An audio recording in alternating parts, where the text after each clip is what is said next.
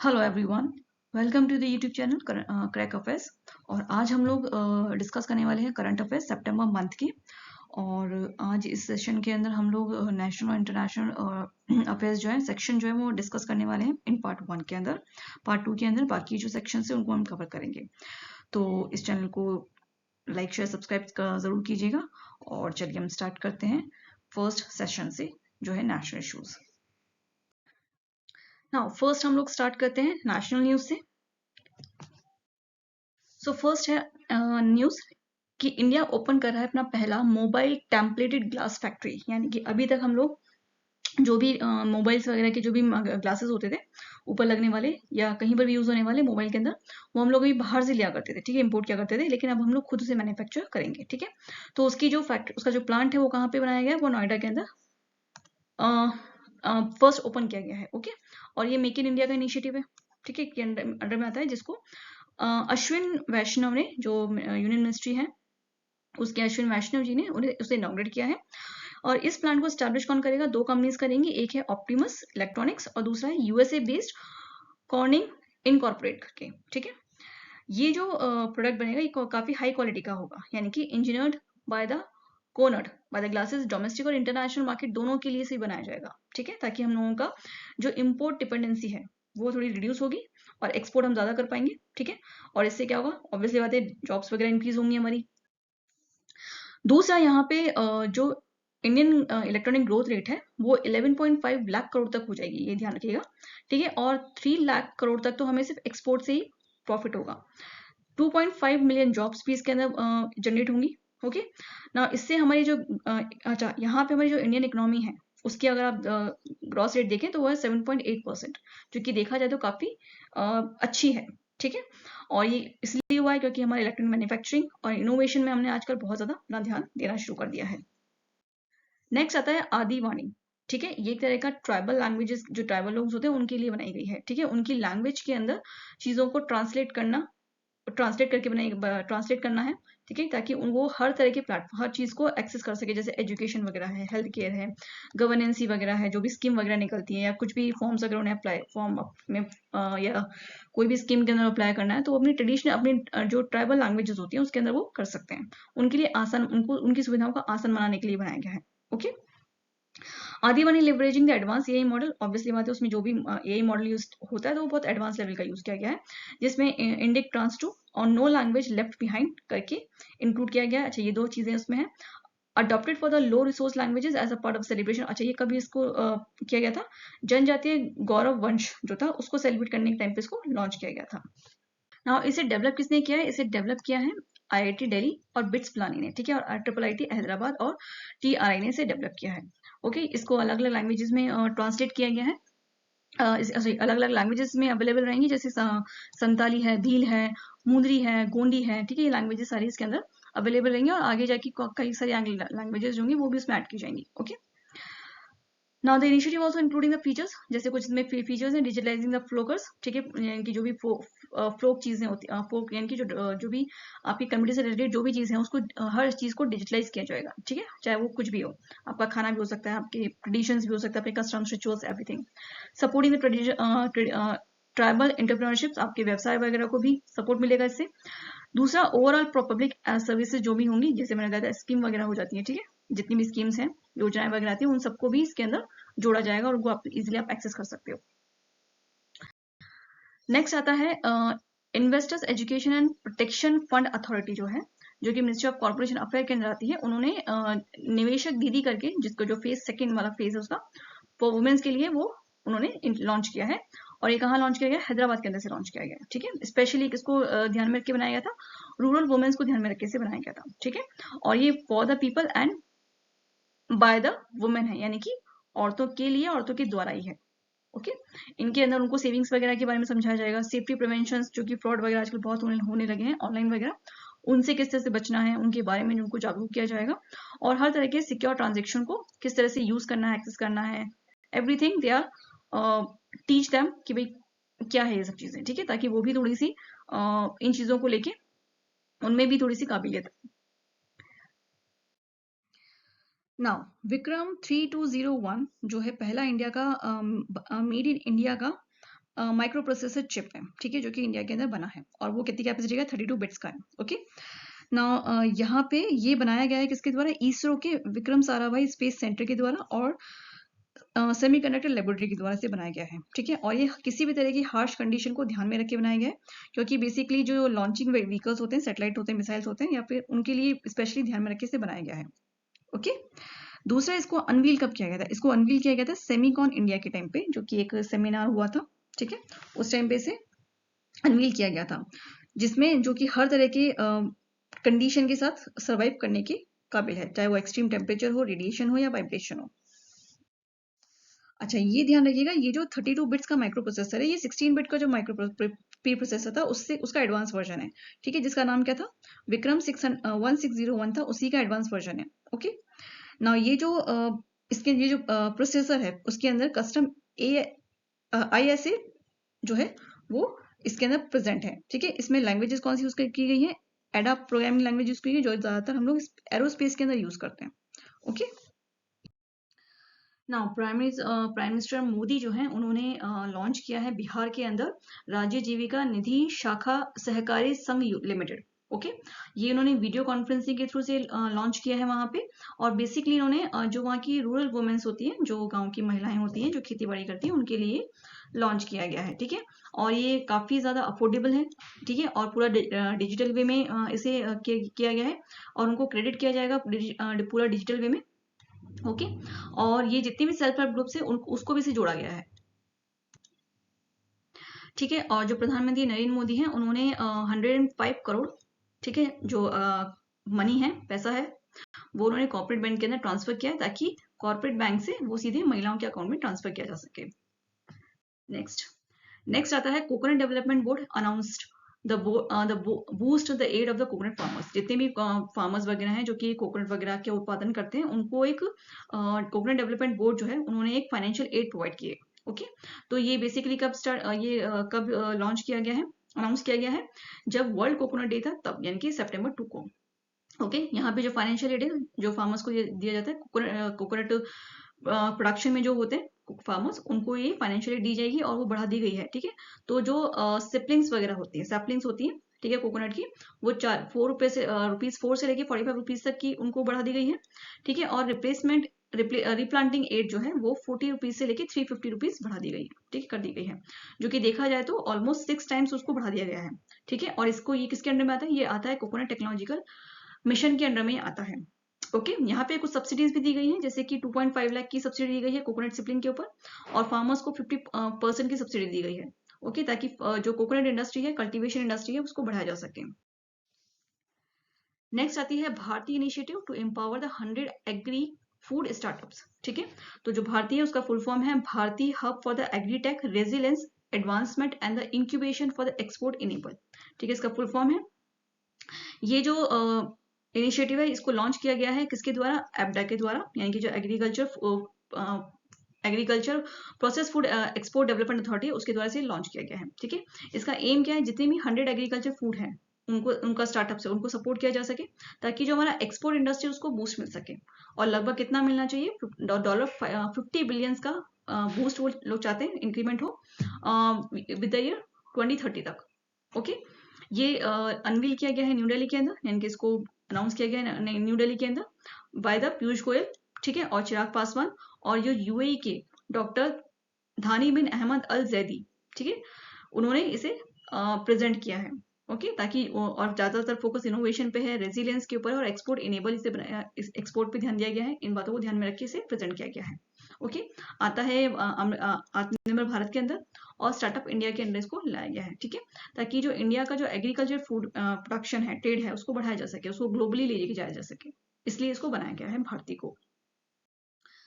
Next आता है आपके पास क्रिटिकल मिनरल रिसाइकलिंग, ठीक है, यानी कि जो भी क्रिटिकल मिनरल्स हम लोग धरती से निकाल रहे हैं, उन या जो भी हमारे धरती से जो ऑलरेडी हमारे पास निकले हुए पहले से ही हैं, उन्हीं को फिर से रिसाइकिल करके यूज करना, ठीक है, ताकि हमें और ज्यादा जो धरती से जितने भी क्रिटिकल मिनरल्स है उनको निकालने की जरूरत ना पड़े। तो ये जो स्कीम है ये 6 साल के टेन्योर के लिए बनाई गई है, 2025 से लेकर 2030 तक का ये, ठीक है। इसका मिशन वही है कि रिसाइकलिंग करना है, जितनी भी आपकी बैटरी वेस्ट है उनको, जितना भी ई वेस्ट है हमारा उसको फिर से रिसाइकिल करना है, ठीक है। ये जो स्कीम है ये sorry The scheme will be applicable to invest in a new unit as well as in the expansion, modernizations and diversification of existing unit. तो जो भी अभी नई यूनिट जो ऑलरेडी पहले से इस स्कीम पे काम कर रही थी यूनिट, उन्हीं यूनिट्स को और एडवांस वे में और एक्सपेंड किया गया है, मॉडर्नाइज किया गया है और डाइवर्सिफाई किया गया है. ओके, नाउ यहाँ पे जो टोटल इन्वेस्टमेंट आता है वो कितना आ रहा है हमारे पास, 50 करोड़ का इन्वेस्टमेंट है. ठीक है, ये अभी दिया गया है. और 25 करोड़ का इन्वेस्टमेंट स्मॉल इंडस्ट्रीज को दिया गया है. ठीक है, और 50 करोड़ का इन्वेस्टमेंट करने के बाद हम लोग बदले में जो हमें प्रॉफिट, जो भी हमें रिटर्न मिलने वाला है वो कितना होने वाला है, वो एस्टिमेट लगाया जा रहा है कि वो हम लोगों को 8,000 करोड़ का रिटर्न में मिल सकता है, जिसमें कम से कम 70,000 की जो जॉब्स हम लोग उसमें पैदा कर सकते हैं. ठीक है, 70,000 जॉब्स जो है वो हम लोग जनरेट कर पाएंगे. नेक्स्ट है Chhattisgarh power capacity rising to 30,000 megawatt. ठीक है, जो छत्तीसगढ़ की पावर कैपेसिटी है वो बढ़ गई है. कितनी, 30,000 मेगावाट बढ़ गई है, जो कि पहले कितनी थी, 1400 मेगावाट थी इन 2000. अब वो बढ़ के 30,000 मेगावाट हो चुकी है. ठीक है, और ये किसने बताया, वहां के चीफ मिनिस्टर विष्णु देव साई ने बताया है. ठीक है, और इसके अलावा भी यहाँ पे एक कुछ पॉलिसीज भी, यहाँ पे इंडस्ट्रीज पॉलिसीज को भी साइन किया गया था. ठीक है, जिसमें कम से कम 30 लाख करोड़ का कमिटमेंट यानी कि बजट फाइनल किया गया है. ठीक है, ना ये जो स्टेट कैपेसिटी है, ये जो इंक्रीज हुई है, ये कम से कम 20 गुना बढ़ी है इन 25 सालों के अंदर. ओके, और इसी वजह से छत्तीसगढ़ अब क्या है, पावर हाउस बन चुका है. एक तरह से आपने देखा होगा वहां पे कोयला उत्पादन बहुत ज्यादा होता है. ठीक है, इसलिए भी नाउ 1320 मेगावाट प्लांट कमीशन, इतने 1320 मेगावाट के प्लांट वहां पे लगाए गए हैं. ठीक है, इससे इसकी वजह से भी जो कैपेसिटी है वो बढ़ी है. ओके, नाउ यहाँ पे कुछ हेडक्वार्टर्स हैं, जॉइंट हेडक्वार्टर्स हैं, जिन्होंने साथ मिलकर काम किया है. ठीक है, जिसमें से स्टेट की तो होती है कुछ इलेक्ट्रिसिटी कंपनीज. ठीक है, कंस्ट्रक्टेड इन, जो कि कहाँ बनी हुई है, रायपुर अटल नगर में बनी हुई है. ओके ओके, नाउ नेक्स्ट खबर आती है महाराष्ट्र से, जो कि काफी थोड़ी सी दुखद खबर है कि जो महाराष्ट्र सरकार है उसने लेबर लॉ अमेंड किया है, जिसमें जो डेली वर्किंग आवर्स होंगे वो 9 to 10 आवर्स के हो जाएंगे, specially for the private sectors. ठीक है, for the shops, and 9 to 12 hours जो होंगे वो फैक्ट्री वर्कर्स के लिए उन्होंने तय करे हैं. ठीक है, और ये जो अमेंडमेंट, ये जो लॉ आया है लेबर्स लॉ, ये आया है फैक्ट्री एक्ट 1948 के अंदर, और Maharashtra shop and establishment act 2017 के अंडर में आता है. ओके, और इसको करने का मतलब एम ये है कि जो भी आपका बिजनेस है उसको इम्प्रूव करना. ठीक है, और इन्वेस्टर्स को अट्रैक्ट करना. ठीक है, इंडस्ट्रीज वगैरह को बूस्ट करना, इसलिए बनाया गया है.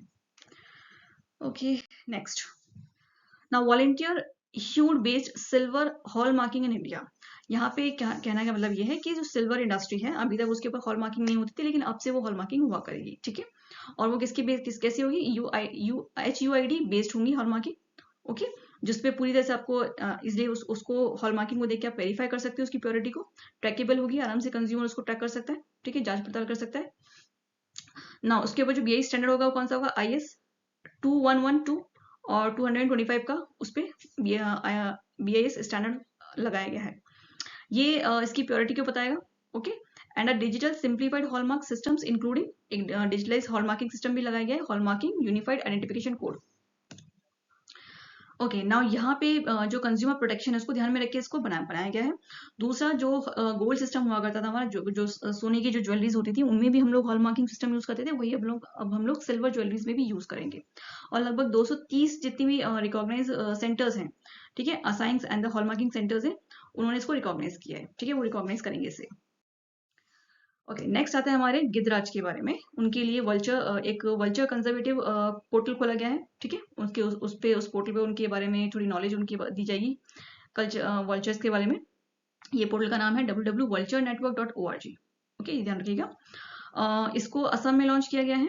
ठीक है, और इंटरनेशनल वल्चर्स अवेयरनेस डे पे से लॉन्च किया गया था. डेवलप किया गया है by the V foundation India के द्वारा. ठीक है, और साथ में कौन है, गुवाहाटी यूनिवर्सिटी है, जो उसका जो जियोलॉजिकल डिपार्टमेंट है, उनके साथ मिलकर इन्होंने इसको डेवलप किया है. ठीक है, एक क्लाउड बेस्ड पोर्टल होगा ये, और यहाँ पे जितनी भी डेटा वगैरह होंगे उनके बारे में अवेयरनेस होंगी, वो सब यहाँ पे पड़े होंगे. ठीक है, इनके कंजर्वेशन के बारे में लोगों को बताया जाएगा कि वल्चर के बारे में. ओके, वो सब चीजें यहाँ पे आपको मिल जाएंगी. नाउ नेक्स्ट है आपके पास अंगीकार कैंपेन, जो कि housing and urban affair minister Shri Manohar Lal Khattar ने इसे लॉन्च किया था. और ये आता है आपके जो इनिशिएटिव था प्रधानमंत्री आवास योजना अर्बन के अंदर, ये आता है. ठीक है, 2.0, जो कि रनिंग टिल 2000 अक्टूबर 31 तक चलेगा। इसमें कम से कम 5000 से ज़्यादा जितनी भी अर्बन लोकल बॉडीज़ हैं, ठीक है, वो इसमें रहेंगी और उनको ध्यान में रख के ये कैंपेन रखा गया है। इसका एम बेसिकली क्या था कि जितनी भी अवेयरनेस है वो बढ़ाना, वेरिफिकेशन एप्लीकेशन वगैरह है उनको ध्यान रखना, और जितनी भी सैंक्शन हाउस है उनको उनका जो सत्यापन होता है उसको तेज करना, ठीक है, खत्म करना ना। ये जो स्कीम है इसके अंदर बाकी और स्कीम भी प्रमोट की गई है, जैसे कि CRCFT-LIF और एक PM सूर्य घर मुफ्त बिजली योजना, इसको भी इसमें जोड़ा गया है, ठीक है। While prioritising special focusing group, specially ज्यादातर जो स्पेशल फोकसिंग ग्रुप होते हैं, जो थोड़े से अंडर प्रिविलेज लोग होते हैं, उनको ध्यान में रख के इसको बनाया गया है। ओके ना, हाल ही में तमिलनाडु के अंदर एक प्लांट, हाइड्रोजन प्लांट जो है वो इनॉग्रेट किया गया है। किसके द्वारा? सर्बानंद सोनोवाल के द्वारा इनॉग्रेट किया गया है। और बहुत सारे इंफ्रास्ट्रक्चर प्रोजेक्ट जो है वो जैसे वहाँ पे BO चिदम्बरनार पोर्ट है, ठीक है, तमिलनाडु में, वो भी इंट्रोड्यूस किए गए हैं, मेकिंग अ सिग्निफिकेंट स्टेप। और ये जो जितने भी प्रोजेक्ट्स हैं ज्यादातर क्लीन एनर्जी और पोर्ट रिलेटेड डेवलपमेंट को ध्यान में रख के इनॉग्रेट किए गए हैं ना। ये किसकी बर्थ एनिवर्सरी पे से ये इवेंट रखा गया था? जो फ्रीडम फाइटर है वहाँ के BO चिदम्बरनार, उनकी बर्थ एनिवर्सरी पे इस इवेंट को रखा गया था, ठीक है ना। यहाँ पे 10 कंटेनर टर्मिनल्स को भी लॉन्च किया गया है, ठीक है, और सब स्टेशन बनाए गए 110 किलोवाट के, और 6 मेगावाट की विंड एनर्जी भी यहाँ पे है साथ में। और प्रोजेक्ट कितना उसके ऊपर प्रोजेक्ट है? 59 करोड़ का ये प्रोजेक्ट है टोटल मिला के। ओके ना, इंडिया ने अनवील किया है लगभग $125 बिलियंस का जो प्लान है उन्होंने अनवील किया है, जिसके अंडर में जो नेशनल हाईवेज बनाए जाएंगे, हाई स्पीड जो रोड नेटवर्क है वो बनाया जाएगा। ओके इसका जो डॉलर्स में है और रुपीज में है, 11 लाख करोड़ का बजट है, जिसमें जितने भी आपके नेक्स्ट जो भी एक्सप्रेसवे सिस्टम है उसको कम से कम 15 गुना, मतलब हमारे जो एक्सप्रेसवे सिस्टम है वो 15 गुना बढ़ जाएगा कम से कम 2033 तक। ओके और ज्यादातर ये जो योजना है इसको कौन लीड करेगा? Ministry of road transport and highways इसको लीड करने वाले हैं। और ये आता किसकी इनिशिएटिव में है, किस प्रोजेक्ट में आता है? भारतमाला परियोजना के अंदर ये आता है। और कम से कम 17,000 किलोमीटर का जो एक्सप्रेस वे है ये बनाया जाएगा, जो कि 120 किलोमीटर पर स्पीड से जो गाड़ियां चलती है उनको ध्यान में रख के इसे बनाया जाएगा। ओके नेक्स्ट ना, यहाँ पे 40% का जो काम है कंस्ट्रक्शन है वो ऑलरेडी कंप्लीट हो चुका है, ठीक है, और 2030 तक कंप्लीट करने की इसकी एक्सपेक्टेड कंप्लीशन उम्मीद है कि 2030 तक ये कंप्लीट हो जाएगा, ठीक है। और जो बचा हुआ कॉरिडोर है उसको 2028 के अंदर ये लोग फिर से स्टार्ट करेंगे बनाना ना। यहाँ पे कुछ मॉडल्स जो हैं गवर्नमेंट ने प्लान किए, कुछ मॉडल्स जैसे कि बिल्ड ऑपरेट ट्रांसफर है, ये हाई रिटर्न प्रोजेक्ट है। दूसरा मॉडल है हाइब्रिड अटर्निटी मॉडल, ठीक है, जो कि प्राइवेट सेक्टर्स को पार्टिसिपेट करने के लिए इंकरेज करेगा। इसके अलावा कुछ ग्लोबल इन्वेस्टर्स भी थे जैसे कि ब्रॉकफील्ड एंड द ब्लैकस्टोन है, उन्होंने भी बहुत इंटरेस्ट दिखाया इस प्रोजेक्ट के अंदर। ओके ये ध्यान रखिएगा। नेक्स्ट आता है इंडिया की लिटरेसी रेट जो है वो बढ़ गई है, 80.9% पे हम लोग आ चुके हैं, ठीक है। हमारी लिटरेसी रेट जो है वो इतनी बढ़ चुकी है 2023 और 24 की सर्वे के हिसाब से, जो कि 2001 तक कम से कम 74% थी ना अकॉर्डिंग। और ये किसके अकॉर्डिंग है? जो अनाउंसमेंट है किसके द्वारा किया गया था? ये मिनिस्टर धर्मेंद्र प्रधान है, उन्होंने इसे अनाउंस किया है, ठीक है। और ये कब किया गया था? इंटरनेशनल लिटरेसी डे पे बताया गया था ना। दूसरा है उल्लास जो है नव भारत साक्षरता कार्यक्रम जो है वो इनरोल किया गया था, कम से कम 30 करोड़ जो लर्नर्स थे, ठीक है, उन्होंने यहाँ पे एडमिशन लिया था। और वॉलंटियर्स कितने थे? 4.2 मिलियन वॉलंटियर्स ने यहाँ पे पार्टिसिपेशन किया था, जिसकी वजह से 90% सक्सेस हमें मिल पाई है, ठीक है। और इन्होंने कम से कम फाउंडेशन लेवल की लिटरेसी या न्यूमेरिकल असेसमेंट जो है उसके बेस पे उनको ये सक्सेसफुल हुआ है ना। अभी जो इंडिया में लद्दाख, मिजोरम, गोवा, त्रिपुरा और हिमाचल प्रदेश है उनकी जो लिटरेसी रेट है वो फुल हो चुकी है, इनकी 100% हो चुकी है। नेक्स्ट आता है Andhra Pradesh to build the space city और डिफेंस हब बनाने वाला है वो, ठीक है, और जो कि कम से कम 300 एकड़ के अंदर होगा। ओके तो जो स्पेस सिटी है वो बनेगा तिरुपति के अंदर, और जो डिफेंस हब है वो बनेगा मडाकसिरी के अंदर। ओके सेट किया जाएगा उसको ना। यहाँ पे बजट जो है वो कितना है? 3,400 करोड़ का बजट है इन्वेस्टमेंट। ओके और जो डिफेंस हब है उसका बजट है 300 करोड़ का, और जो स्पेस सिटी का बजट है वो है 400 करोड़ का। ओके नाउ यहाँ पे एरोस्पेस कंपोनेंट है, डिफेंस इलेक्ट्रॉनिक्स है, वेपन सिस्टम है, ये सब मैन्युफैक्चर होंगे। ओके और जो स्पेस सिटी है वो क्योंकि इसरो प्रोप्लेक्स कॉम्प्लेक्स के पास है इसलिए उसको तिरुपति के अंदर सेट किया गया है स्पेस सिटी को, ये ध्यान रखिएगा। नेक्स्ट आता है आपके पास ministry of housing and urban affairs जो है, ठीक है, जो कि department of drinking water and sanitation है, दोनों ने मिलकर एक माउंट साइन किया है। यहाँ पे एक स्वच्छोत्सव जो है, ठीक है, वो किया गया था। एंड स्वच्छता ही सेवा कैंपेन 17 अगस्त से लेकर 2 अक्टूबर के बीच में ये कैंप चला था, जिसका मेन थीम क्या था, clean energy, clean festival, cleanliness, ठीक है, और सफाई मित्र एंड सुरक्षा शिविर। यहाँ पे ये इन चीजों पे ध्यान दिया गया था। ये जो स्वच्छोत्सव है बेसिकली ये जन आंदोलन है, यानी कि पीपल्स मूवमेंट है एक तरह का देखा जाए तो, जो कि बेसिकली जितने भी हमारे वेस्ट और डंप साइट्स होती हैं, ठीक है, उनको ट्रैक करना, और स्वच्छ ऐप जितना है उसको प्रमोट करना, ठीक है, और जितनी भी क्लीन और ग्रीन सराउंडिंग है उसको बना के रखना, ठीक है, ताकि हम लोग इजिली सांस ले सकें, ठीक है, जो चीज अच्छी होती है वो दिखने में भी अच्छी लगती है। तो उस चीज को ध्यान में रख के ये स्वच्छ उत्सव जो है स्टार्ट हुआ था 17 सितंबर से लेकर 2 सितंबर तक के बीच में। नेक्स्ट है आपका जो ऑपरेशन सिंदूर हुआ था उस टाइम पे एक एप्लीकेशन यूज की गई थी, यानी कि व्हाट्सएप एप्लीकेशन यूज नहीं की गई थी मैसेज या कम्युनिकेशन के लिए। उस टाइम पे संभव करके जो एक एप्लीकेशन थी वो यूज की गई थी, क्योंकि वो थोड़ी ज्यादा सिक्योर थी, ठीक है। तो इंडियन आर्मी ने उसे यूज किया गया था और उसमें 5G टेक्नोलॉजी को इनेबल किया गया था। Multi level encrypted communication system था ये एक तरह का, और इसका पूरा फुल फॉर्म क्या था, secure army mobile Bharat vision था इसका। ना यहाँ पे ये एक होम ग्रोन, मतलब ये एप्लीकेशन जो थी वो इंडिया के अंदर ही से बनाई गई थी। एम सिग्मा मैसेजिंग ऐप थी ये, जो कि बहुत ज़्यादा सिक्योरिटी हाई डेटा को बहुत हाई सिक्योर करके रखती थी। ऑपरेशन को की सीक्रेसी को बनाए रखा था इसने, ठीक है। और ये किसने बताया अभी, चीफ जो थे, आर्मी चीफ जो थे जनरल उपेंद्र त्रिवेदी, उन्होंने इसे हाईलाइट किया अभी। जिसके अंदर जितनी भी मॉडर्न टेक्नोलॉजी थी, ठीक है, उसको ध्यान में रखिए। इसका मतलब एक तरह का फ्यूजन थी, जितनी मॉडर्न टेक्नोलॉजी थी मिलिट्री स्ट्रेटेजी को ध्यान में रखिए, उसको फ्यूजन फॉर्म में इसको बनाया गया था कि भाई हर तरह से सब कुछ सुरक्षा में रहे, ठीक है। नेक्स्ट आता है cabinet approving the doubling Bhagalpur and Dumka Rampurhat railway line, ठीक है। ये रेलवे लाइन लॉन्च की गई है प्रधानमंत्री मोदी के द्वारा, जो कि 177 किलोमीटर तक की जो रेलवे लाइन है ये अप्रूव की गई है ना। यहाँ पे अच्छा, ये जो रेलवे लाइन है इसमें बिहार, झारखंड और वेस्ट बंगाल जो है तीनों को ही इंक्लूड किया गया है, मिलाकर के प्रोजेक्ट है, जिसका बजट है 3,169 करोड़ का बजट है। ये जो प्रोजेक्ट है ये गति शक्ति नेशनल मास्टर प्लान का ही पार्ट है, ओके, जिसमें कम से कम 28.72 लाख पीपल जो है वो बेनिफिट लेंगे और 441 विलेजेस में आते हैं। इससे सिर्फ ठीक है, इससे क्या होगा, जो ट्रैफिक सिस्टम है वो थोड़ा सा, जो flight trafficking, increasing the flight trafficking by an additional 15 MTPS, और इंपोर्ट बड़े कम हो जाएगा, ठीक है। कार्बन इमिशन जो होगा वो भी कम हो जाएगा।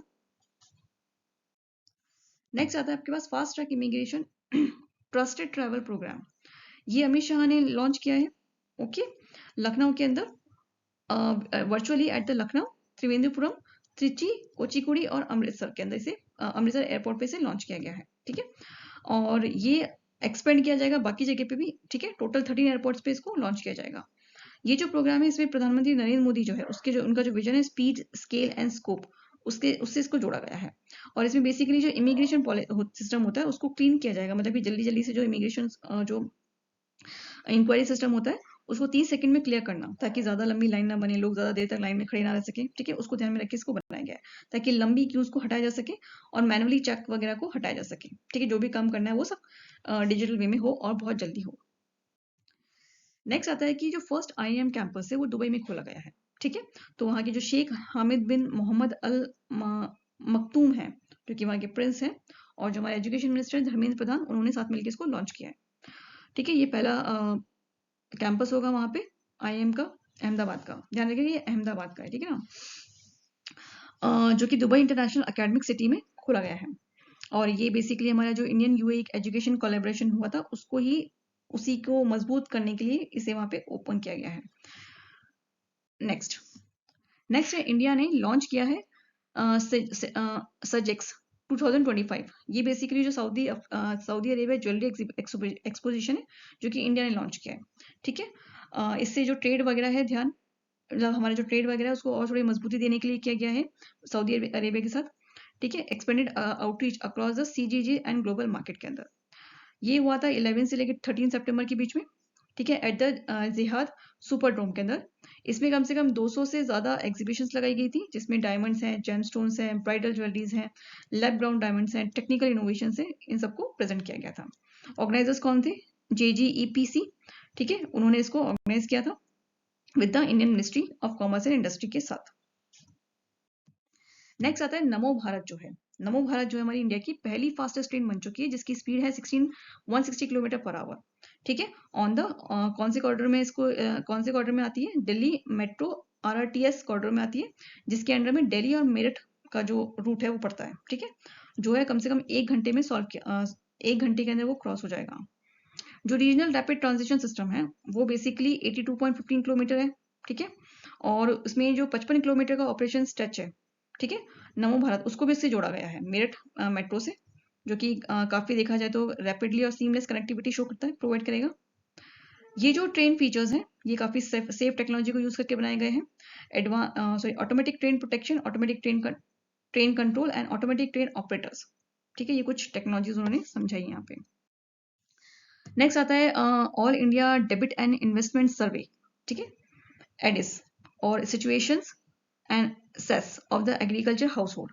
तो जो नेशनल स्टैटिक ऑफिस है और ministry of static and programme implementation है, दोनों ने मिलकर एक सर्वे कंडक्ट करवाया था जिसका नाम था all India debit and investment survey and situation assessment survey, जो कि बेसिकली जो एग्रीकल्चर हाउस होल्ड थे उनके लिए था, ठीक है। उनपे ये जो सर्वे था ये क्रिटिकल डेटा प्रोवाइड कराता था, ठीक है, of the house hold financials and assets and agriculture livelihood.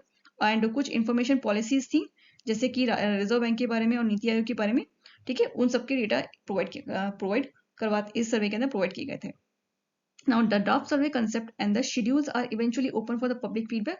अच्छा, अगर इस सर्वे के बारे में और डिटेल्स अगर आपको पता करनी है तो वो जो मिनिस्ट्री ये जो है statics, ministry of statics and programme implementation का जो साइट है, वहां पे जाकर आप इसको सर्वे की जितनी भी डिटेल्स आपको देखनी है वो देख सकते हो, ठीक है, 13 सितंबर तक। नेक्स्ट आता है गवर्नमेंट ऑफ इंडिया और एशियन डेवलपमेंट बैंक है, ठीक है, उन्होंने एक एग्रीमेंट साइन किया है। $126.4 मिलियन का एग्रीमेंट है ये, जो कि बेसिकली जो उत्तराखंड का जो टूरिज्म है उसको बढ़ाने के लिए किया गया है, ठीक है। और किसी भी तरह का जो क्लाइमेटिकल जो भी क्लाइमेटिकल डिजास्टर्स वगैरह होते हैं उनसे उभरने के लिए भी ये एग्रीमेंट साइन किया गया है, ठीक है। तो वहाँ का इंफ्रास्ट्रक्चर इंप्रूव करना है, सैनिटेशन है, वेस्ट मैनेजमेंट है, डिजास्टर प्रिपरेशन है, इन सबको ध्यान में रख के ये एग्रीमेंट किया गया है, ताकि वहाँ का यहाँ अच्छा इसकी वजह से क्या होगा, वहाँ के जो रेजिडेंट्स होंगे वो वहाँ पे एम्प्लॉयमेंट बढ़ेगा, ठीक है। और 2.7 मिलियन एनुअल विजिटर्स वहाँ पे आया करेंगे। नेक्स्ट है इंपॉर्टेंट, वो है आपका ग्रेट निकोबार आइलैंड प्रोजेक्ट। ये बहुत इंपॉर्टेंट प्रोजेक्ट है, ठीक है, जिसके ऊपर आपने भी देखा होगा, थोड़ा हल्ला में मचा था। तो ये कहाँ पे, ये इंडियन ओशन रीजन के अंदर पड़ता है, ठीक है। इससे हमारा जो मैरीटाइम और एयर कनेक्टिविटी हब है उसको, अच्छा इसका जो मैरीटाइम और ये जो आइलैंड है ये एक तरह का बहुत मतलब इंपॉर्टेंट आइलैंड माना जाता है इसको। और यहाँ पर अब इंडिया जो है वो अपना एक प्रोजेक्ट बनाने वाला है, ठीक है, जो कि मैरीटाइम और एयर कनेक्टिविटी हब यहाँ पे दोनों ये सब चीजें यहाँ बनेंगी। प्रोजेक्ट रखा गया 70,000 करोड़ का। यहाँ पे कुछ टर्मिनल्स बनाए जाएंगे, जैसे इंटरनेशनल कंटेनर ट्रांसशिपमेंट टर्मिनल्स यहाँ बनाए जाएंगे। ग्रीन फील्ड इंटरनेशनल एयरपोर्ट यहाँ बनेगा और 450 MVA gases and solar power plants भी यहाँ बनाए जाएंगे, ओके। इससे हमारा जो डिफेंस कैपेबिलिटी है वो बढ़ेगा, इकोनॉमिक ग्रोथ तो बढ़ेगी और साथ में हमारा इकोलॉजिकल प्रोटेक्शन भी रहेगा, ठीक है। नेक्स्ट आता है प्रधानमंत्री जी, जो प्रधानमंत्री मोदी जी हैं उन्होंने क्या लॉन्च किया है, ज्ञान भारतम पोर्टल लॉन्च किया है, जो कि बेसिकली जितनी भी मैन्यूस्क्रिप्ट्स हैं हमारी, ठीक है, हमारी जो पुरानी जो भी हमारे वेद हैं या जो भी मैन्यूस्क्रिप्ट्स हैं जो लिखी गई थी पत्तों के ऊपर या छाल वगैरह के ऊपर या किसी और सोर्स के ऊपर, उन सबको यहाँ पे डिजिटलाइज किया जाएगा, ठीक है। क्योंकि आपने देखा होगा बहुत सारी जो हमारी स्क्रिप्ट्स हैं, स्पेशली जो हिंदी स्क्रिप्ट्स हैं, वो बहुत ज़्यादा करप्ट की हुई है और करी भी जा रही है अभी भी। तो ऐसा ना हो कि लोग मतलब भ्रम में रहें कि पता नहीं क्या सही है क्या गलत है। तो इस वजह से इसको अब डिजिटलाइज किया जाएगा और ज्ञान भारतम जो पोर्टल है उसके ऊपर इसको डाला जाएगा, ओके। ये इंटरनेशनल कॉन्फ्रेंस हुई थी ऑन ज्ञान भारतम न्यू दिल्ली के अंदर। ना ये जो पोर्टल है is aim to creating the national digital repository using the AI driven tools and promoting the research, translation and publications of the rare manuscriptures। ध्यान रखिएगा इसको। और इससे हमारे जो स्कॉलर्स हैं ठीक है, उनकी कैपेसिटी, जितनी भी हमारे जो और स्कॉलर्स हैं, build the capacity among the scholars, लोगों को जागरूकता आएगी अपने स्क्रिप्ट्स के बारे में। ठीक है, जोड़ा गया है विकसित भारत 2047 के साथ इसको। ठीक है, और ये हमारा जो मैन्युस्क्रिप्ट हेरिटेज है उसको और बढ़ाएगा, लोगों को और जागरूकता मिलेगी। ठीक है, किसी भी तरह की अगर उनको मिस इन्फॉर्मेशन अगर स्प्रेड की जाती है तो वो यहाँ पे आके चेक कर सकते हैं। नेक्स्ट है Bairabi Sairang railway line connect किया गया, कनेक्टिविटी जो है वो आइजवेल में स्टार्ट हुई। ये नॉर्थ ईस्ट की पहली है। ठीक है, जो कि आइजवेल जो है मिजोरम का कैपिटल है। इसमें जो प्रोजेक्ट, इसका जो फाइनेंशियल जो इसमें इन्वेस्टमेंट किया गया है वो 8,000 करोड़ का इन्वेस्टमेंट है। ओके, ये रेलवे लाइन 51 किलोमीटर की होगी। Okay, make the Aizawl the 4th north east capital link with the rail. ना इससे टूरिज्म है, ट्रेड है, इकोनॉमिक ग्रोथ है, ये सब बढ़ेगा। ठीक है, किसी भी तरह का माल ढोने का जो खर्चा है, ठीक है, वो कम हो जाएगा, कॉस्ट कम हो जाएगा उसका। ओके, ना यहाँ पे 3 नए ट्रेन सर्विसेज जो है उसको भी हरी झंडी दी गई है, जो है आइजवेल दिल्ली राजधानी एक्सप्रेसवे, सायरंग कोलकाता एक्सप्रेसवे और सायरंग गुवाहाटी एक्सप्रेसवे, इसको जोड़ा जाएगा। नेक्स्ट आता है ईपीएफओ ऑफिसर जो है वो इलेक्ट किए गए हैं वर्ल्ड बैंक मिल्किन PFAM प्रोग्राम के अंदर। ओके, ये इंडिया के पहले सोलो पार्टिसिपेंट ही, ध्यान रखिएगा। ठीक है, जिनको world bank Milken institute in public financial assets management programme के अंदर इन्हें एज अ सेलेक्ट किया गया है। अच्छा, यहाँ पे कुछ ये एक तरह का ग्लोबल लीडरशिप प्रोग्राम हेल्ड कहाँ हुआ था? 22 बिजनेस स्कूल लंदन के अंदर हुआ था। ठीक है, जो कि जितने भी वहाँ पे एक्सपर्टाइज दिए थे in the capital market governance and strategic assessment, ठीक है, वो वहाँ पे आए हुए थे and align it with the national best practices to make the to better manage the retirement fund and boost the financial governance. Next आता है आपके पास आंध्र प्रदेश तिरुमल हिल और एरा मट्टी डिबालू जो है उसको यूनेस्को टेंटेटिव लिस्ट में जोड़ा गया है। ठीक है, और जब ये इस लिस्ट में जोड़ दिए जाएंगे उसके बाद यहाँ पे आके इन्वेस्टिगेशन मतलब कि इनको देखा जाएगा। ठीक है, कि ये आगे इसको फिर वर्ल्ड हेरिटेज स्टेटस के दर्जा मिलेगा, यानी कि पहले यूनेस्को में टेंटेटिव लिस्ट में इसको जोड़ा जाता है, उसके बाद में अगर ये लगते हैं तो ही इनको वर्ल्ड हेरिटेज लिस्ट में जोड़ा जाता है, स्टेटस दिया जाता है। तो जो तिरुमला हिल्स है वो बेसिकली आप देखोगे वो एक तरह के इस तरह के ब्लॉक्स हैं, मतलब जो चट्टान वगैरह वो इस तरह के अरेंज हुई है। ठीक है, ब्लॉक्स के फॉर्म में। और जो ये है आपका ईरा मट्टी डिबालू है, ये इसमें जो आप देखोगे यहाँ पे जो सैंड है वो रेड कलर की है। ठीक है, जो कि अपने आप एक यूनिक है जियोलॉजिकल स्ट्रक्चर से देखा जाए तो इसको लिस्ट में ऐड किया गया इन 2 जगहों को। ना इसके अलावा 7 और हैं, मतलब 7 और हैं, मतलब 7 2 तो ये हो चुकी हैं जो हमने पढ़ ली पहले। इसके अलावा और हैं, एक है डेक्कन ट्रैप्स, एक है saint Mary island cluster, Meghalaya age caves, Naga hill ophiolites और दूसरा है आपका वर्काली क्लिफ्स। ये भी इस यूनेस्को टेंटेटिव लिस्ट में जोड़ी गई हैं। ओके, पिक्चर्स आप देख सकते हैं यहाँ पे।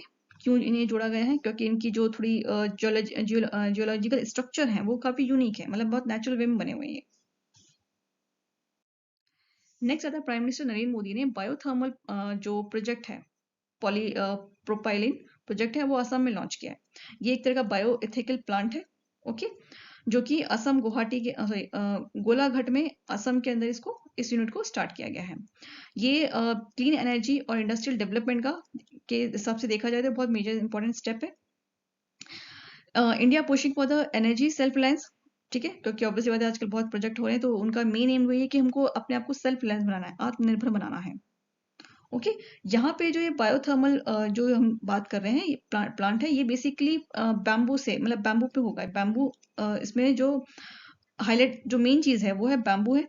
ठीक है, सेमीकंडक्टर और पेट्रोकेमिकल जो है उन सेक्टर्स को बढ़ावा दिया जाएगा।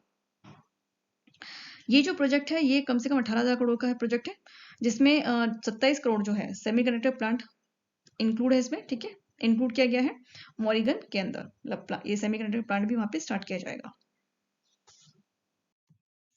नेक्स्ट आता है PM inaugurating the enclaving of the Purnea airport in Bihar. Bihar के अंदर जो पीएम मोदी उन्होंने पूर्णिया एयरपोर्ट वो इनॉग्रेट किया है। ठीक है, enclaving of the Pune airport in Bihar. अच्छा, इसका जो लागत है वो 36,000 करोड़ का है। यहाँ पे अच्छा, इसके अलावा यहाँ पे थर्मल प्लांट जो है वो भी इंक्लूड किया, वो भी यहाँ पे प्लांट को भी इंक्लूड किया गया है, जो कि 3 गुना है, मतलब 800 मेगावाट को 3 गुना बढ़ा के, ठीक है, स्टार्ट किया है भागलपुर के अंदर। Kosi Mechi inter state river link project है, वो भी स्टार्ट किया है। नेशनल मखाना बोर्ड जो है वो भी यहाँ पे स्टार्ट हुआ है। और कुछ रेलवे कनेक्टिविटी को भी फ्लैग दिया गया है, ठीक है। और the first Purna Kolkata flight, अच्छा यहाँ पे जो फ्लाइट है वो फर्स्ट पूर्णा कोलकाता फ्लाइट चलेगी, ठीक है, इस एयरपोर्ट के थ्रू। नाउ इंडिया जो है अपना खुद का सैटेलाइट ट्रैकिंग स्टेशन जो है, ठीक है, वो स्टार्ट करेगा, स्टैब्लिश करेगा, कहाँ पे, डियोगो ग्रेसिया में। ओके, ना इंडिया मॉरिशस ने साथ मिलकर ये एग्रीमेंट साइन किया, ठीक है, कि वो अपना जो सैटेलाइट ट्रैकिंग स्टेशन है वो कहाँ स्टैब्लिश करेंगे, डियोगा ग्रेसिया बेस के अंदर। इससे जो इंडिया की स्ट्रेटेजिक प्रेजेंस है वो बढ़ेगी, इस पे स्पेशली इंडियन ओशन के ऊपर, क्योंकि जो चाइना है वो बार बार वहाँ पे अपनी जो शिप्स वगैरह नेवल एक्टिविटीज है वो बढ़ा देता है, ठीक है, वो उसको आदत है उंगली करने की, तो वो करता रहता है। The deal inclusive cooperation in the space research, ठीक है, स्पेस रिसर्च के अंदर भी उन्होंने दोनों ने डील साइन की है। reaffirming the Mauritius sovereignty over the Chagos Island and feature the $680 million development, और साथ में 680 मिलियन का डेवलपमेंट जो है उसको भी यहाँ पे इंक्लूड किया गया है फ्रॉम इंडिया। इंडिया मतलब जो है उनके इंफ्रास्ट्रक्चर के लिए 680 करोड़ का की मदद करेगा, ठीक है। और साथ में मरीन टाइम सिक्योरिटी है, स्ट्रेंथन बायलैटरल टाइज हैं दोनों कंट्रीज के बीच में। ओके, तो नेबरिंग फर्स्ट पॉलिसीज एंड वहाँ का जो है विजन महासागर को जोड़ करके दोनों ने एग्रीमेंट साइन किए हैं के अंडर में। नेक्स्ट आता है India largest sport complex, Ahmedabad में बनने वाला है, जो कि अमित शाह ने इनॉग्रेट किया है, ठीक है। ये काफी मॉडर्न वे में बनाया जाएगा, ध्यान रखिएगा। और इसका लागत है कितना, 825 करोड़ का ये कॉम्प्लेक्स बनेगा। अच्छा, ये 2047 तक, ये जो emphasising the government's goal to make the India top sporting nation by 2047 तक हम लोगों को अपने आप को टॉप स्पोर्टिंग नेशन बनाना है। और अमित शाह ने क्या किया, अहमदाबाद जो होगा वो एशिया का स्पोर्ट कैपिटल बनाया जाएगा, ठीक है, and a prime venue for the Commonwealth game, और जो कॉमनवेल्थ गेम होंगे उसके लिए प्राइम जो वेन्यू होगा वो अहमदाबाद को रखा जाएगा। इनके आने वाले जब भी कभी भी कॉमनवेल्थ होते हैं तो वो वहीं यहीं होंगे। ये जो कॉम्प्लेक्स है इसमें एक्वेटिक है, ठीक है, इंडोर आउटडोर फैसिलिटी है गेम्स की वो दी जाएगी, एथलेटिक्स को ट्रेनिंग वगैरह दी जाएगी, और कुछ रेजिडेंशियल एमिनिटीज भी यहाँ पे जोड़ी जाएंगी। यहाँ पे जो स्पोर्ट बजट है वो 1645 करोड़ से लेके 5030 करोड़ का जो बजट है वो यहाँ पे सर्च किया गया है। नेक्स्ट, ना इलेक्शन कमीशन जो है अब वो फिर से, पहले हम लोग ईवीएम यूज करते थे, ठीक है, अब हम लोग बैलेट पेपर यूज करेंगे, जो आज से हम लोग 90s के अंदर यूज किया करते थे राजीव गांधी के टाइम पे और इंदिरा गांधी जी के टाइम पे। वही सिस्टम अब फिर से आ जाएगा, क्योंकि अभी जो वोट चोरी का जो ब्लेम लगा था, ठीक है, उसको ध्यान में रख के फिर से बैलेट पेपर सिस्टम स्टार्ट किया गया है। और वो भी फिलहाल कहाँ से स्टार्ट करेंगे, बिहार का जो अपकमिंग इलेक्शन है वहां से स्टार्ट किया जाएगा, ठीक है, ताकि दूध का दूध और पानी का पानी हो सके कि भाई वोट चोरी हुए हैं या नहीं हुए, क्योंकि जो कांग्रेस थी वो चाहती थी कि भाई बैलेट सिस्टम फिर से स्टार्ट किया जाए, बैलेट पेपर सिस्टम फिर से स्टार्ट किया जाए, तो उसको ध्यान में रख के बनाया गया है। तो यहाँ पे कुछ गाइडलाइंस है, जैसे कि कलर फोटोग्राफ्स होनी चाहिए कैंडिडेट्स की, ठीक है, और जो फोटो स्पेस है वो कम से कम 2/3 पार्ट होना चाहिए, आपका पूरा फेस जो है वो 2/3 होना चाहिए, ठीक है, और फॉन्ट साइज भी फिक्स होने चाहिए, यूनिफॉर्म होनी चाहिए। तो इसलिए है ये बैलेट सिस्टम इसलिए ध्यान दिया गया ताकि क्लैरिटी वगैरह और रीडेबिलिटी बनी रहे। ओके, और बिहार इलेक्शंस में भी इसे स्टार्ट किया जाएगा। ये जो चीफ इलेक्टोरल ऑफिसर्स हैं उनको इंस्ट्रक्शन किया गया है to limit the ballot paper to a maximum of 15 candidates per sheet. 15 candidates को ही बैलेट पेपर के ऊपर उनका रजिस्ट्रेशन होगा, नाम लिखा जाएगा, ठीक है। Okay, now it's the part of a 28 initiative to enhance the election process and voter convenience.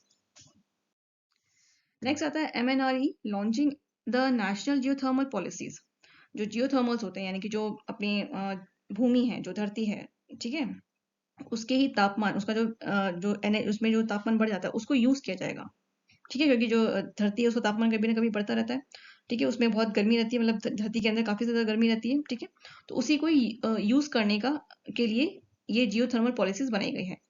और किसके अंडर में है ये, ministry of new and renewable energy ने इसको लॉन्च किया है, इस पॉलिसी को, जियोथर्मल एनर्जी पॉलिसी को, जिसमें जितने भी स्टैक होल्डर्स हैं उनको एक साथ जोड़ा जाएगा, ठीक है, और एस्टिमेशन कितना लगाया गया है, कम से कम 10 गीगावाट का जियोथर्मल पोटेंशियल का एस्टिमेशन लगाया गया है जो कि ज़्यादातर हिमाचल है, कैम्बेज है और गंगोत्री बेसिन से यहाँ पे इन प्रोविजंस पे ध्यान दिया गया है। ठीक है, और इसके ऊपर कुछ इन पॉलिसीज के अंदर थोड़ा रिसर्च है, उसको प्रमोट किया जाएगा, कोलैबोरेशंस वगैरह है कंपनीज के बीच में। ठीक है, और ग्लोबल प्रैक्टिसेस होती हैं कि बाहर की कंट्रीज के साथ भी देखा जाएगा किस तरह से और चीज़ों को इम्प्रूव किया जा सकता है, डेवलपमेंट देखा जाएगा उसमें। ठीक है, और जो नेट जीरो और रिन्यूएबल एनर्जी गोल है उसको सस्टेन, उसको बढ़ाया जाएगा, उसको टारगेट में रखा गया है। ठीक है, हाँ, दूसरा आता है कि पिंपाड़ी छिंदवाड़ा जो है, वहां पे जो महाराष्ट्र है उसका जो लार्जेस्ट ढोल ताशा सेरेमनी हुई है। ठीक है, जिसमें कम से कम 3,000 ढोल, 1,000 ताशेस और 500 सेफ्रॉन फ्लैग्स जो हैं उनको वहाँ पे यूज किया गया है। मतलब वहाँ पे जो क्या बोलते हैं, एक म्यूजिक फेस्टिवल कह सकते हैं, कुछ ढोल ताशा सेरेमनी जो है वो वहाँ हुई थी। और इस टाइम पे जो छत्रपति शिवाजी महाराज है उनका जो मॉन्यूमेंट है उसको अनवील किया गया था। ठीक है, जो कि लगभग 180 फीट का स्टैचू था। ओके, इसको ऑर्गेनाइज किसने किया था? हिंदू भूषण स्मारक ट्रस्ट ने इसको और ढोल ताशा फेडरेशन ने इसको ऑर्गेनाइज किया था।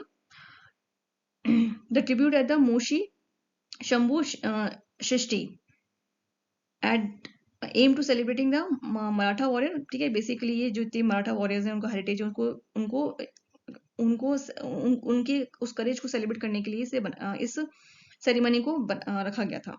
ठीक है, इसमें शस्त्र पूजा भी हुई थी। ठीक है, of the statue swords will follow on October 2। ठीक है, और इसको October 2 को अनवील किया गया है स्टैचू को। ठीक है, आप देख सकते हैं ये काफी बड़ा स्टैचू है। नेक्स्ट आता है India record the first half year carbon emission drop by 2025 के अंदर जो कार्बन इमिशन है वो बिल्कुल हाफ हो चुकी है, ये इंडिया ने रिकॉर्ड किया है अभी। ठीक है, और कम से कम 1% डिक्लाइन हुआ है, यानी कि जो इलेक्ट्रिसिटी सेक्टर्स है उनके अंदर कम से कम 1% की गिरावट आई है। ठीक है, कार्बन इमिशन के अंदर, जो कि पोस्ट कोविड से देखा जाए तो, मतलब पोस्ट कोविड के बाद। ठीक है, किसी भी सेक्टर में एनालाइज बाय द CREA। ठीक है, इसको CRE ने एनालाइज किया है। Due to the milder summer temperature and stronger monsoons and a record of 25.1 gigawatt additional in the renewable energy capacity। ठीक है, और साथ में जो renewable energy capacity है उसकी वजह से क्या हुआ, 25.1 गीगावाट का जो एडिशनल रिकॉर्ड है वो भी हमने अचीव किया है। Despite a 9 TWH increasing in total power generation. ठीक है, इसके अलावा हमने कम से कम 9 TWH trillion watt hour per hour increase किया है, पावर जनरेट किया है। अच्छा, इसमें हमारे पास जो कोल बेसिक आउटपुट ड्रॉप, यानी कि जो पावर जनरेट हम लोग कोल बेस करते थे उसमें 29 TWH का गिरावट आई है। ओके, क्योंकि अब हम लोग रिन्यूएबल एनर्जी कैपेसिटी को बढ़ावा ज़्यादा देते हैं इसलिए। ठीक है, चाहे वो सोलर हो, विंड से हो, चाहे हाइड्रोजन हो, चाहे न्यूक्लियर सोर्सेज से हो। ठीक है, उनसे हमने ज़्यादा गेन किया है, कोल बेस से हमने इतना गेन नहीं किया। नेक्स्ट आता है आपके पास यात्री सेवा दिवस 2025 airport accessing India's put passengers first. ठीक है, ये जो यात्री सेवा दिवस है ये मिनिस्ट्री ऑफ सिविल एविएशन ने एट द हिंडोन एयरपोर्ट पे इसे लॉन्च किया था। इसमें जो प्रायोरिटीज है वो किसको दी गई है, पैसेंजर्स की डिग्निटी को, कंफर्ट को ध्यान में रखा गया है और इनके जो इंफ्रास्ट्रक्चर है उस पर ध्यान दिया गया है। ठीक है, एयरपोर्ट के इंफ्रास्ट्रक्चर पर ध्यान दिया गया है। राम मोहन नायडू ने इसे इनॉग्रेट किया है। Okay, this initiative emphasising passengers first approach to medical aid. ध्यान रखा गया है कि भाई उनको पूरी सुविधा दी जा सके मेडिकल वगैरह का, अगर उनको प्रॉब्लम उनको कोई चाहिए, ठीक है, सेवा, तो वो उन्हें प्राप्त हो। डिजिटल अपग्रेडेशन रहे हर चीज का, स्टैंडर्डाइजिंग सर्विसिंग, हर सर्विस स्टैंडर्डाइज रहे। ठीक है, special beneficial women's, elders and differently able travellers, तो जितने लोग हैं, जो वुमेन्स हैं, एल्डर्स हैं उनको, और जो अपाहिज लोग हैं उनको ध्यान में रख, उनको स्पेशल फैसिलिटी दी जाए। ठीक है, इसलिए इस यात्रा सेवा दिवस को यहाँ पे लॉन्च किया गया है। ये जो पार्ट है ये किसका, the building on the scheme like. अच्छा, ये जो उड़ान सेवा थी, उड़ान जो स्कीम थी उसी स्कीम पे इसको बनाया गया है। In addition it addressed the key services gap to transfer the airport into space of equity, accessibility and citizen centric case। Now India और जो FAO है उन्होंने लॉन्च किया है ब्लू पोर्ट। ठीक है, स्पेशली जो फिशरीज होते हैं, जो ठीक है फिश वगैरह के लिए, और FAO यानी कि फूड एंड एग्रीकल्चर ऑर्गेनाइजेशन जो है। ठीक है, और ये पार्टनर बने किसके अंडर में, टेक्निकल कॉर्पोरेशन प्रोग्राम के अंडर में लोग पार्टनर बने हैं ताकि एक स्मार्ट और सस्टेनेबल ब्लू पोर्ट बना सकें। ठीक है, और ये एक वेबिनार था जिसको प्रेजेंट किसने किया था, अभिलक्ष्य लिखी ने जो कि सेक्रेटरीट है डिपार्टमेंट ऑफ फिशरी के, उन्होंने इसको किया था। और उन्होंने ज्यादा एम्फोसिस किस पे किया है कि उसको पूरी तरह से इंटीग्रेट किया जाएगा, एआई से जोड़ा जाएगा, 5G नेटवर्क उसमें अवेलेबल होगा, automation of efficiency and eco friendly fishing port वहां पे उसे बनाया जाएगा। ना ये जो है पार्टनरशिप हुई है किसके अंडर में हुई है, ये हुई है प्रधानमंत्री मत्स्य संपदा योजना के अंडर में हुई है, जिसके अंदर 369.8 करोड़ का इन्वेस्ट किया जाएगा। कहाँ पे, दीव के अंदर, वानक बारा में, और झाकुआ में गुजरात के अंदर, और कारीकल में पौंडीचेरी के अंदर, ठीक है, ताकि उनका जो हार्बर सिस्टम है उसको थोड़ा स्मार्ट और इंटीग्रेट बनाया जाएगा। साथ में वहाँ पे कुछ फीचर्स भी अवेलेबल रहेंगे, उन फीचर्स को ध्यान में रख के डेवलप किया जाएगा, जैसे कि IoT है, क्लीन एनर्जी है, वेस्ट मैनेजमेंट है, ट्रेकेबिलिटी सिस्टम है, इन सबको ध्यान रखा जाएगा ताकि हमारा जो भी सस्टेनेबिलिटी है उसको एनहेंस किया जा सके। एक्सपोर्ट वगैरह है, लाइवलीहुड जो है फिशरी सेक्टर्स का, उसको थोड़ा सा एक मॉडर्नाइज वे में या एडवांस वे में उसको बनाया जाएगा। ओके, नेक्स्ट आता है MK स्टीलिन ने लॉन्च किया है अनबू कारंगल, ठीक है, एक स्कीम है जो कि स्पेशली अनाथ बच्चों के लिए है। तो तमिलनाडु के सीएम उन्होंने इसे लॉन्च किया है, और यहाँ पे जो मासिक उनको दिया जाएगा, मंथली एड दिया जाएगा, वो है ₹2000 का, ठीक है, अनाथ बच्चों को दिया जाएगा, जो कि जब तक कि वो 18 साल के नहीं हो जाते, ठीक है, या फिर अपनी स्कूल खत्म नहीं कर लेते तब तक उनको ही दिया जाएगा। और सेम वही है कि वो अपने एजुकेशन या अपनी वेलबींग के ऊपर से खर्च कर सके, ठीक है ना। पहला फेज जो होगा उसमें कम से कम 6000 के लगभग जो बच्चे हैं, 6082 का स्टूडेंट्स हैं, उनको बेनिफिट दिया जाएगा। साथ में उनको कुछ लैपटॉप्स भी डिस्ट्रीब्यूट किए जाएंगे, और 1340 स्टूडेंट्स को जिनके पेरेंट्स, जो कि दोनों पेरेंट्स हैं वो लॉस्ट हो चुके, खत्म हो चुके, उनको भी कॉलेज के एडमिशन के लिए उनको फीस दी जाएगी, ठीक है, उनको भी हेल्प की जाएगी।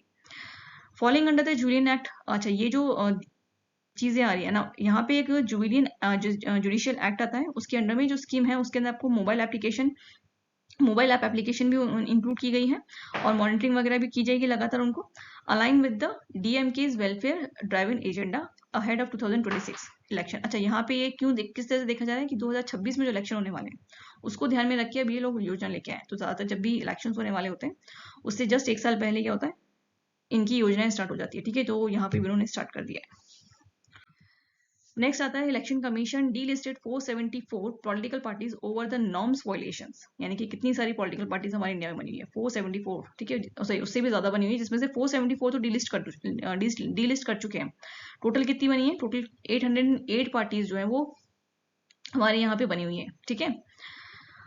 अच्छा इतनी पार्टीज को कहीं ना कहीं नॉर्म्स वगैरह को वायलेट करने के लिए, रूल्स वगैरह को का उल्लंघन करने के लिए उन्हें हटा दिया गया है, ठीक है, जो कि 2019 के आंकड़ों से देखा जाए तो क्या हिसाब से अगर देखें तो इतनी पार्टीज रजिस्टर्ड हुई हैं, marking a total 808 such parties removing in the last 2 months, और 2 महीने के अंदर इतनी पार्टीज रिमूव हो गई हैं। Additionally, 359 more parties crossing the 23rd United States and states are under the scrutiny for not submitting the annual auditing account. यानी कि इतनी पार्टीज और हैं, 359 पार्टीज हैं, उनका भी कहीं ना कहीं अभी वो भी उनके ऊपर भी तलवार लटकी हुई है, ठीक है, कि उन्होंने भी एनुअल ऑडिटिंग अकाउंट जो है वो सबमिट नहीं कराया लास्ट फाइनेंशियल ईयर से। Now the show case noticing and hearing, ठीक है, यहाँ पे ऑब्वियसली बात है कुछ ना कुछ अगर वो फंसी हैं तो उनकी कुछ नोटिसिंग वगैरह हियरिंग भी होगी उनको, ठीक है, और इसकी रिपोर्ट जो है वो किसको जाएगी, चीफ इलेक्टोरल ऑफिसर जो है वही फाइनल डिसीजन लेंगे सब सारी रिपोर्ट मिलने के बाद।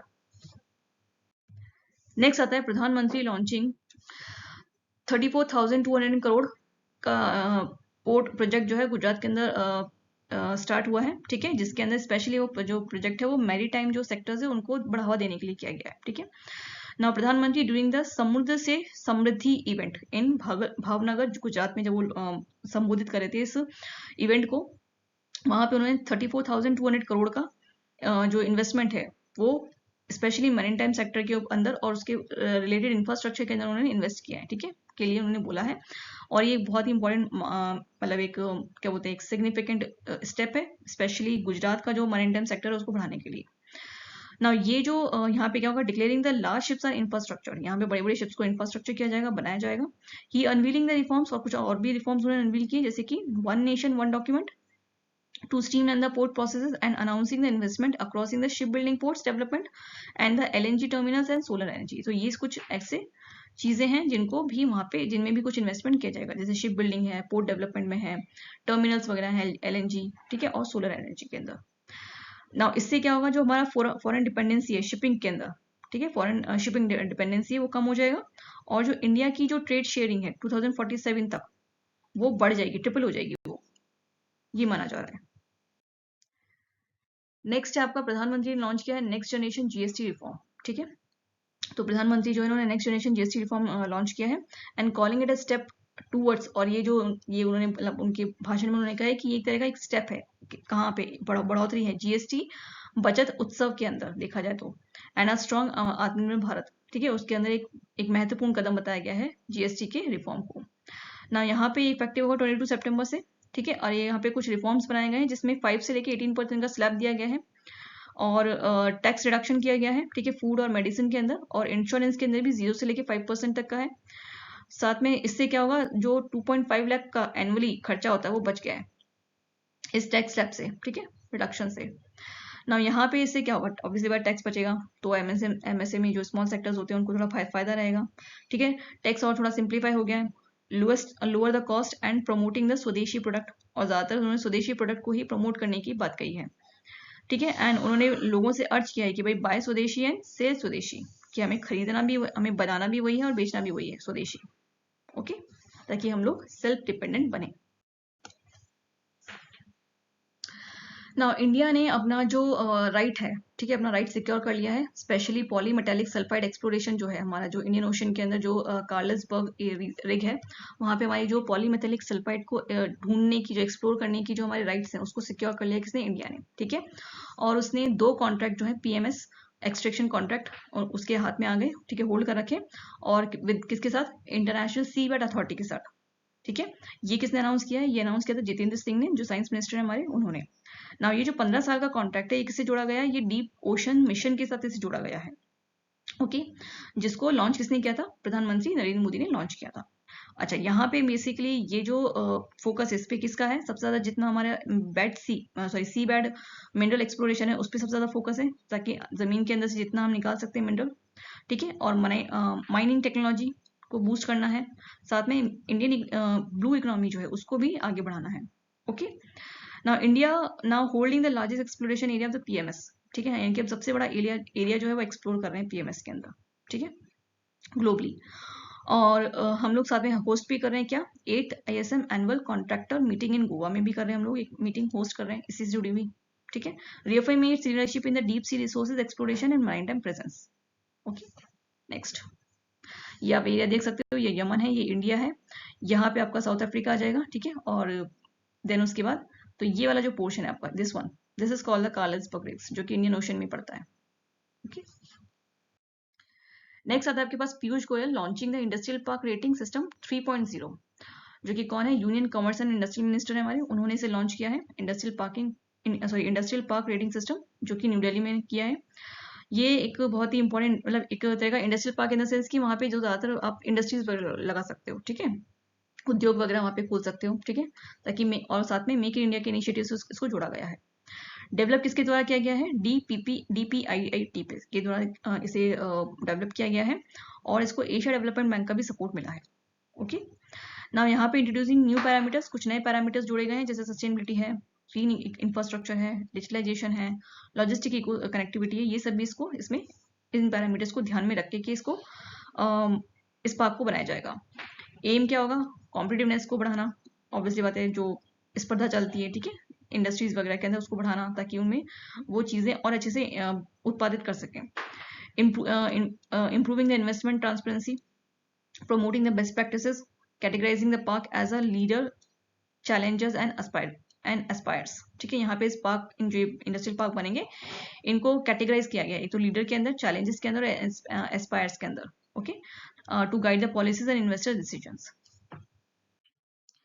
ना यूनियन मिनिस्टर पीयूष गोयल जो है, ठीक है, उन्होंने लॉन्च किया है लीड करके एक स्कीम है, लॉन्च की है, जिसका पूरा फुल फॉर्म है logistic easy across different states, यानी कि अलग अलग स्टेट्स के अंदर जो लॉजिस्टिक है उसको इजीली ट्रांसपोर्ट करना, एक जगह से दूसरी जगह पहुंचाना, ठीक है, ये और किसी भी तरह की मतलब प्रॉब्लम उनमें ना आए, तो उसके लिए इसे लॉन्च किया गया है न्यू दिल्ली के अंदर, ठीक है। और स्टेट और यूनियन टेरिटरीज हर जगह से इसे लॉन्च किया गया ताकि परफॉर्मेंस बेटर रहे। एम क्या है, कॉस्ट एफिशिएंट, सस्टेनेबल और global competitiveness logistical ecosystem create करना, ठीक है, इंडिया के अंदर। ना यहाँ पे कुछ की फीचर्स है, जैसे कॉरिडोर परफॉर्मेंस अच्छी होनी चाहिए, ठीक है, रियल टाइम मॉनिटरिंग उनकी होगी, ट्रैकिंग सिस्टम वगैरह सही रहेगा ताकि उनकी जानकारी हमें रहे लॉजिस्टिक्स की। ओके, इसको जोड़ा गया है, इसको ये जो ठीक है, और दूसरा क्या, support of India's manufacturing and export competitiveness by 2047 तक उसको, उसका जो एक्सपोर्ट कॉम्पिटिटिवनेस है बना के चल रहा है हमें। नेक्स्ट आता है आपके पास लॉजिस्टिकल डेटा बैंक, ठीक है, ये उसी का ही मतलब वो है, एक तरह से उसका जो डेटा स्ट्रक्चर है, डेटा बेस है, उसको तैयार करके रखना है, ठीक है, लॉजिस्टिक्स का ही, जो कि पीयूष गोयल ने लॉन्च किया है, ठीक है, और इसको भी ये डिजिटली एम्पावर्ड होगा, एक्सपोर्ट कॉम्पिटिटिवनेस इकोनॉमी के साथ इसे मतलब को ध्यान में रख के इस डेटाबेस को बनाया, डेटा बैंक को बनाया जाएगा। डेवलप किसने किया है, NICDC लॉजिस्टिकल डेटा सर्विसेज ने इसको डेवलप किया है, जिसमें रियल टाइम मॉनिटरिंग की जाएगी, कंटेनर ट्रैकिंग की जाएगी, ठीक है, हाई सी ट्रैकिंग भी इंक्लूड है इसके अंदर, और दूसरी जो मल्टी मॉडल विजिबिलिटी है, चाहे वो रोड से हो, चाहे रेल से हो, चाहे सी से हो, उन सबको ध्यान रखा जाए, उन सबको देखा जाएगा, ठीक है, उनकी मतलब उनकी विजिबिलिटी को मल्टी मॉडल जो भी हमारे मॉडल्स बनाए गए उनको यूज किया जाएगा, चाहे वो रोड के थ्रू हो लॉजिस्टिक का ट्रांसपोर्टेशन, चाहे सी का, चाहे रोड के थ्रू हो, ठीक है, और यूलिप जो है उसको भी इसको उससे जोड़ा गया है। ये जो प्लेटफॉर्म है ये लॉजिस्टिकल एफिशिएंसी को बढ़ाएगा, जितने भी छोटे एमसीज होते हैं उनको एम्पावर करेगा, एक्सपोर्टर्स को और इंक्रीज करेगा, और providing a live container heat map, ठीक है, एक मैप प्रोवाइड करेगा उनके लिए ताकि उनके लिए ट्रांसपोर्टेशन ईजी रहे, ठीक है, इंफ्रास्ट्रक्चर और प्लानिंग बेटर बनेगी, विकसित भारत 2047 से जोड़ा गया है, और ये बहुत ही इंपॉर्टेंट रोल प्ले करेगा for the global supply chain competitiveness and the reducing cost को लेके। Redevelop the Tripura Sundari temple, जो कि 524 ईयर्स ओल्ड है, प्राइम मिनिस्टर ने इनॉग्रेट किया है, इसको फिर से रीडेवलप किया जाएगा, ठीक है, किसको, त्रिपुरा सुंदरा टेम्पल को, जो कि 524 ईयर्स ओल्ड है, एक शक्ति पीठ है ये, ठीक है, जो कि त्रिपुरा उदयपुर में लोकेटेड है। ना ये आता है किसके अंदर है, प्रसाद स्कीम के अंदर इसको लाया गया इस प्रोजेक्ट को, जो कि 300 करोड़ का इसको इन्वेस्टमेंट फंड स्टेट की तरफ से दिया जाएगा, जिसमें इंक्लूडिंग है 51 शक्तिपीठ और मॉडर्न 3 स्टोरेज टेम्पल है ये, ठीक है, तीन स्टोरेज टेम्पल है ये, एंड आर न्यूली क्रिएटेड, और साथ में एक शक्तिपीठ पार्क भी बनाया जाएगा टूरिस्ट के लिए। ना यहाँ पे 1501 बाय महाराजा धन्य मनिका बहादुर आफ्टर अ डिवाइन विजन, ठीक है, इसको किसने बनाया था, महाराजा धन्य मणिके बहादुर ने इसे बनाया था इन 1501 के अंदर। ये जो टेम्पल है ये अपना कल्चर हेरिटेज दिखाता है, इसको देखेंगे जब जाओगे आप तो उसको देख के पता चलेगा इसने अपना कल्चर हेरिटेज दोनों ही होल्ड करके रखा हुआ है, और हर साल 2 लाख डिवोटीज यहाँ पे आते हैं दिवाली पे। ओके, आप देख सकते हैं ये यहाँ की मूर्ति है जो यहाँ पे रखी हुई है, और ये टेम्पल है आपका।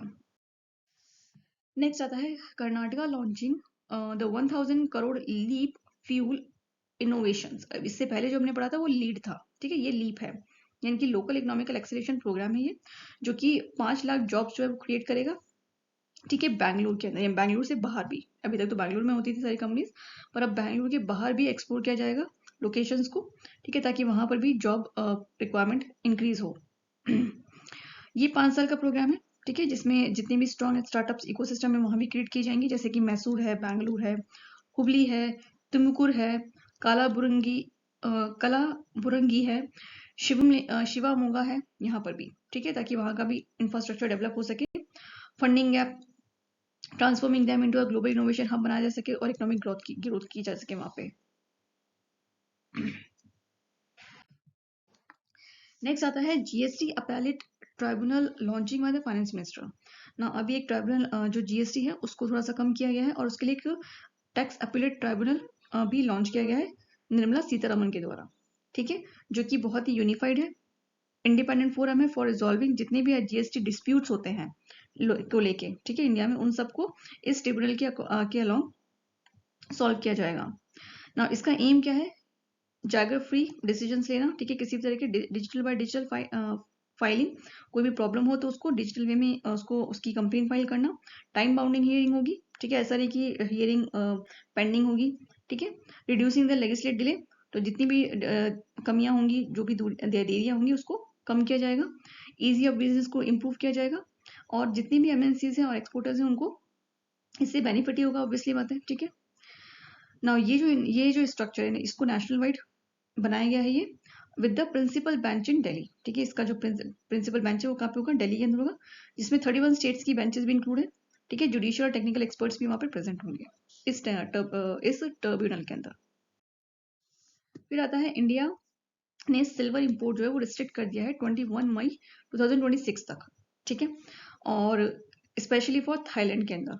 ठीक है, rising the concern the duty evasion, क्योंकि कुछ उनको जो वहाँ की ड्यूटी वगैरह थी, जो वहाँ पे जो क्या बोलते हैं ड्यूटीज वगैरह के अंदर जो भी हम लोग टैक्स वगैरह देते हैं वहाँ पे कुछ प्रॉब्लम आई थी, इस वजह से हुआ है अंडर द। और ये जो एग्रीमेंट हुआ था सिल्वर को इम्पोर्ट करने का, वो आशियान इंडियन ट्रेड एग्रीमेंट के थ्रू हमने किया था। ठीक है, जिसको अब थोड़ा सा रोक दिया गया है फिलहाल के लिए। नाउ ये जो import of this product will now requiring a government licence, अगर हमें इम्पोर्ट करना है तो उसके लिए गवर्नमेंट लाइसेंस की जरूरत पड़ेगी। अच्छा, इसके अलावा जो एक्सपोर्ट करते हैं नॉन बासमती राइस है उन पे भी असर पड़ा है। ठीक है, उसके लिए भी एक कॉन्ट्रैक्ट रजिस्ट्रेशन जरूरी होगा एपीडी से। साथ में एमिडिंग और 6.4% rising in Indian rice export. इसके अलावा जो 6.4 एक्सपोर्ट राइस हुआ है, जो राइस है उसके जो राइस एक्सपोर्ट करेंगे तो उसमें 6.4% का भी बढ़ोतरी हुई है, ये भी ध्यान रखा गया है। और ये अगस्त और अप्रैल 2026 तक ये चलेगा। नेक्स्ट आता है डीएसआईआर एंड सीएसआईआर स्कीम है दो। ठीक है, जो कि प्रधानमंत्री नरेंद्र मोदी ने अभी अप्रूव की है। ये जो स्कीम है, ठीक है, on the capacity building and the human resource development.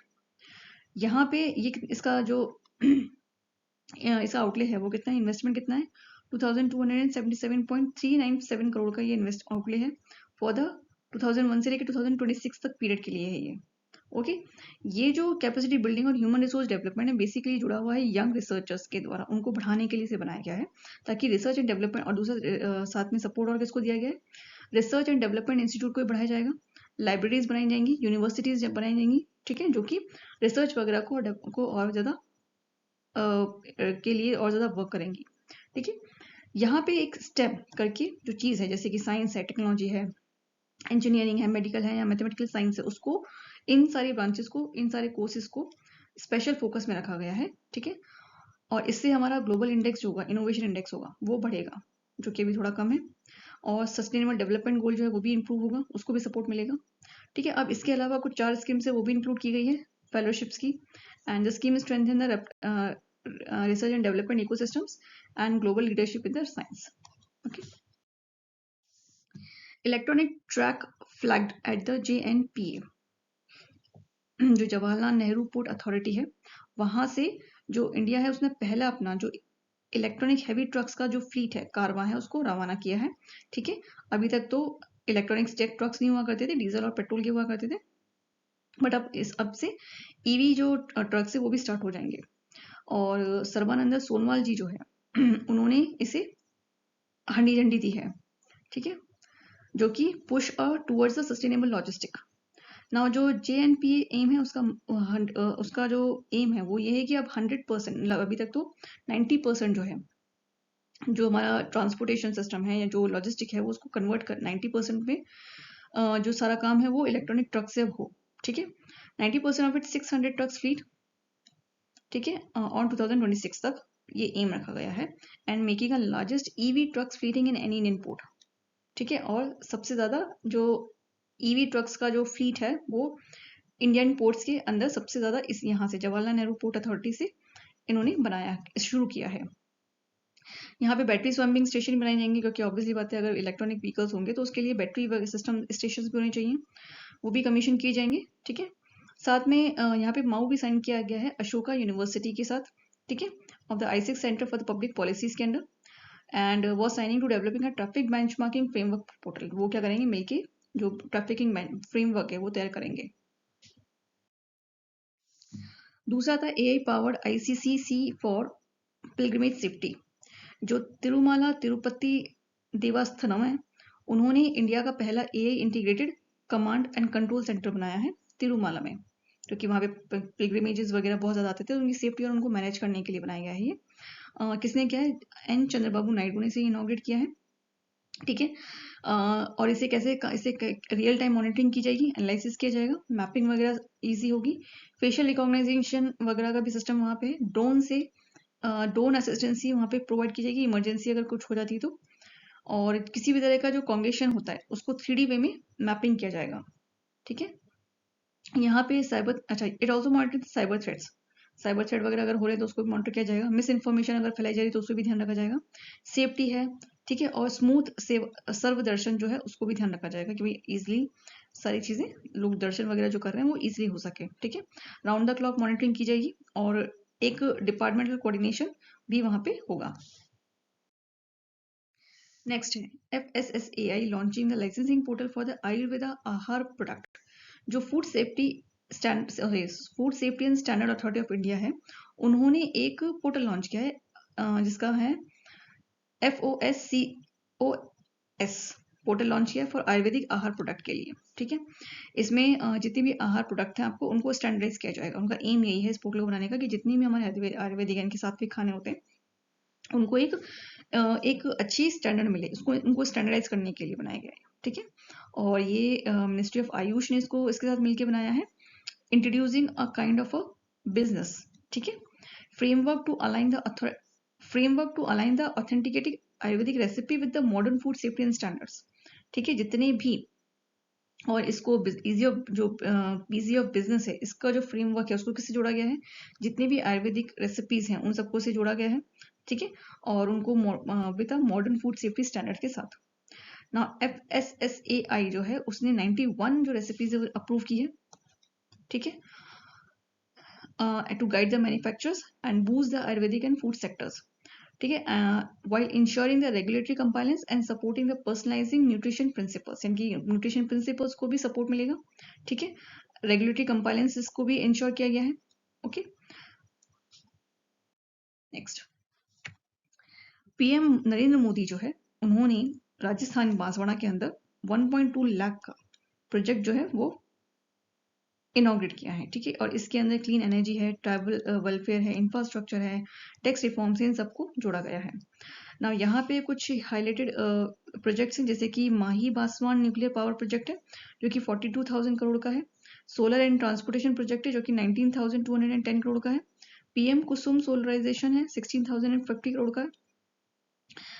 Water and irrigation work 20,830 crore का है, और road and rail project 2,630 crore का है यहाँ पे। ठीक है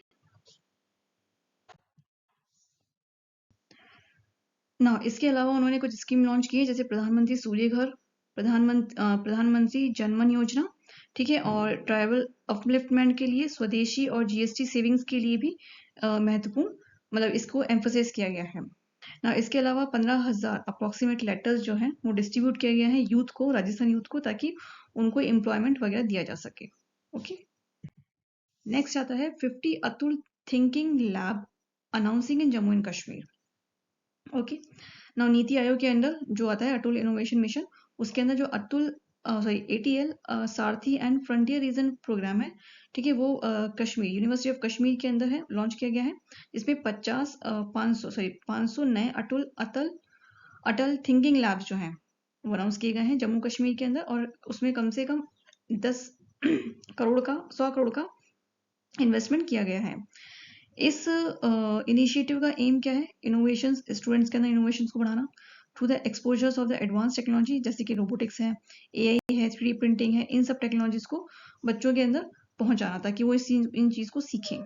ठीक है, और ताकि विकसित भारत का जो हमारा विजन है 2047 का वो पूरा हो सके। फिर आता है Swachh Shahar Jodi, transforming the urban sanitation through the mentorships. तो यहाँ पे जो ministry of housing and urban affairs है उन्होंने स्वच्छता शहर जोड़ी जो है वो लॉन्च किया है। ये एक इनिशिएटिव है जो कि इसमें ये एक तरह का मेंटोरशिप प्रोग्राम है। ठीक है, जो कि किसके अंडर में आता है, स्वच्छ भारत मिशन अर्बन के अंडर में आता है। यहाँ पे पेयरिंग की जाएगी 72 मेंटोर्स की, सिटीज की, यानी कि mentor not a person, as a city.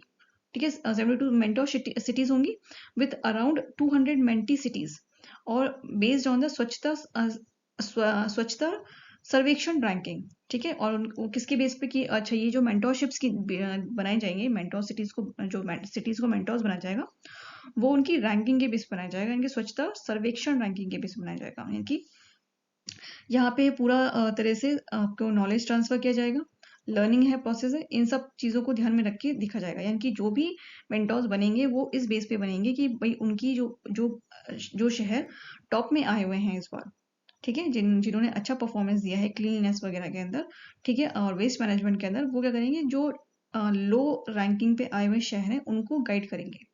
तो बेसिकली उसके लिए बनाया गया है ये मेंटरशिप प्रोग्राम। ओके, तो यहाँ पे कम से कम 300 माउ साइन किए गए हैं, ठीक है, और ये 100 डेज का एक्शन प्लान बनाया गया है। ओके, यहाँ पे जो मेंटोर सिटीज होंगे ये फ्रॉम द सुपर स्वच्छ लीग्स, ठीक है, जो एक सुपर स्वच्छ लीग होती है, एक रैंकिंग होती है जिसके अंदर जो टॉप के जो शहर होते हैं वो आते हैं।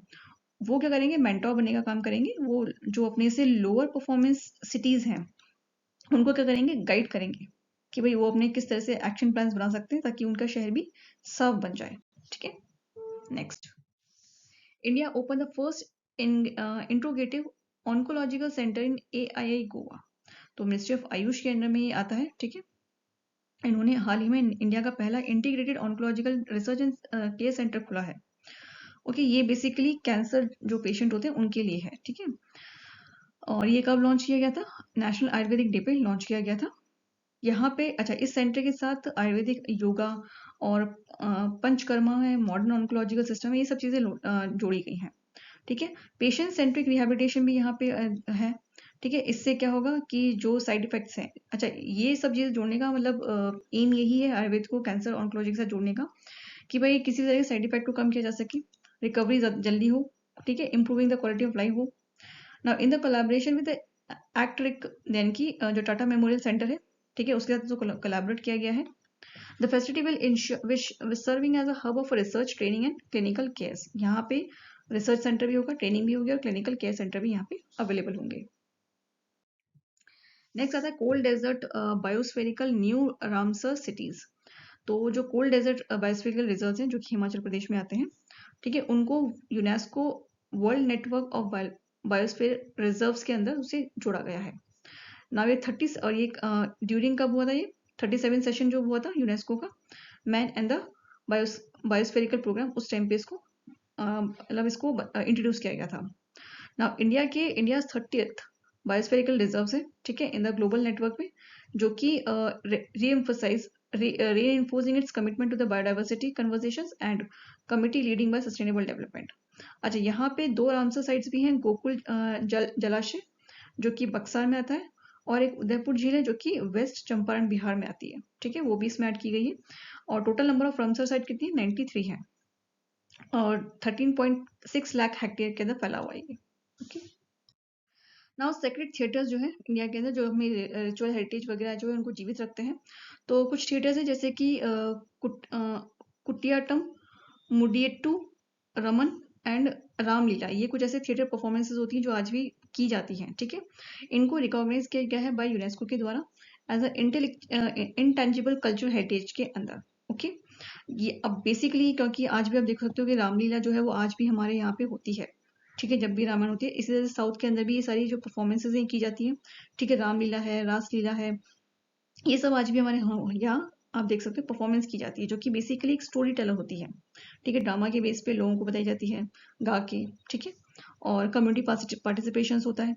ठीक है, और कल्चरल ट्रांसफॉर्मेशन को शो करता है, यानी कि एक कल्चर को एक जगह से दूसरी जगह पहुंचाने का भी मेन काम करता है, जो कि म्यूजिक के, डांस के, ड्रामा के थ्रू या रिचुअल्स के थ्रू से जोड़ा गया है, ब्लेंड किया गया है। ठीक है, ये परफॉर्मेंस ज्यादातर टेम्पल्स के अंदर होती है या फिर फेस्टिवल के टाइम पे होती है, विलेज एरिया के अंदर।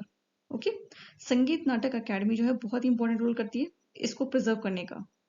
इसमें ट्रेनिंग दी जाती है, डॉक्यूमेंटेशन किया जाता है हर चीज का कि भाई क्या है, सब चीजें डिटेल में होती है वहां पे। ठीक है, और फ्यूचर जनरेशन को उसको हमें बचा के रखना था कि उनको सौंप सके। नाउ अब आते हैं कुछ मिसलीनियस न्यूज़ेस। तो फर्स्ट आती है नेशनल ई गवर्नेंस डिवीजन जो है, उन्होंने एक माइलस्टोन अचीव किया है। उन्होंने लगभग 2000 ई गवर्नेंस सर्विसेज जो हैं को इंटीग्रेटिंग जोड़ा गया है। ठीक है, किसके थ्रू, डिजी लॉकर के थ्रू और ई डिस्ट्रिक्ट प्लेटफॉर्म के थ्रू। तो यहाँ पे बेसिकली क्या होगा कि आपको जो भी अपने जो भी सर्विसेज हैं वो आप एक्सेस कर सकते हो, जैसे सर्टिफिकेशन वगैरह का रजिस्ट्रेशन करवाना है, डाउनलोड करना है, कुछ भी करना है, जो भी वेलफेयर स्कीम्स है या यूटिलिटी प्रोग्राम डिजिटली आपको जो भी स्कीम्स वगैरह है उनके बारे में, जो भी पेमेंट वगैरह आपको करना है डिजिटली, वो भी यहाँ पे अवेलेबल रहेगा। दूसरा है उड़ीसा, रैंक जो है 5th नंबर पे आई है इंडिया के अंदर इन अडॉप्टिंग द इलेक्ट्रॉनिक बस को। ठीक है, 450 जो ई बसेस हैं वो करंटली भी चल रही हैं। ओके।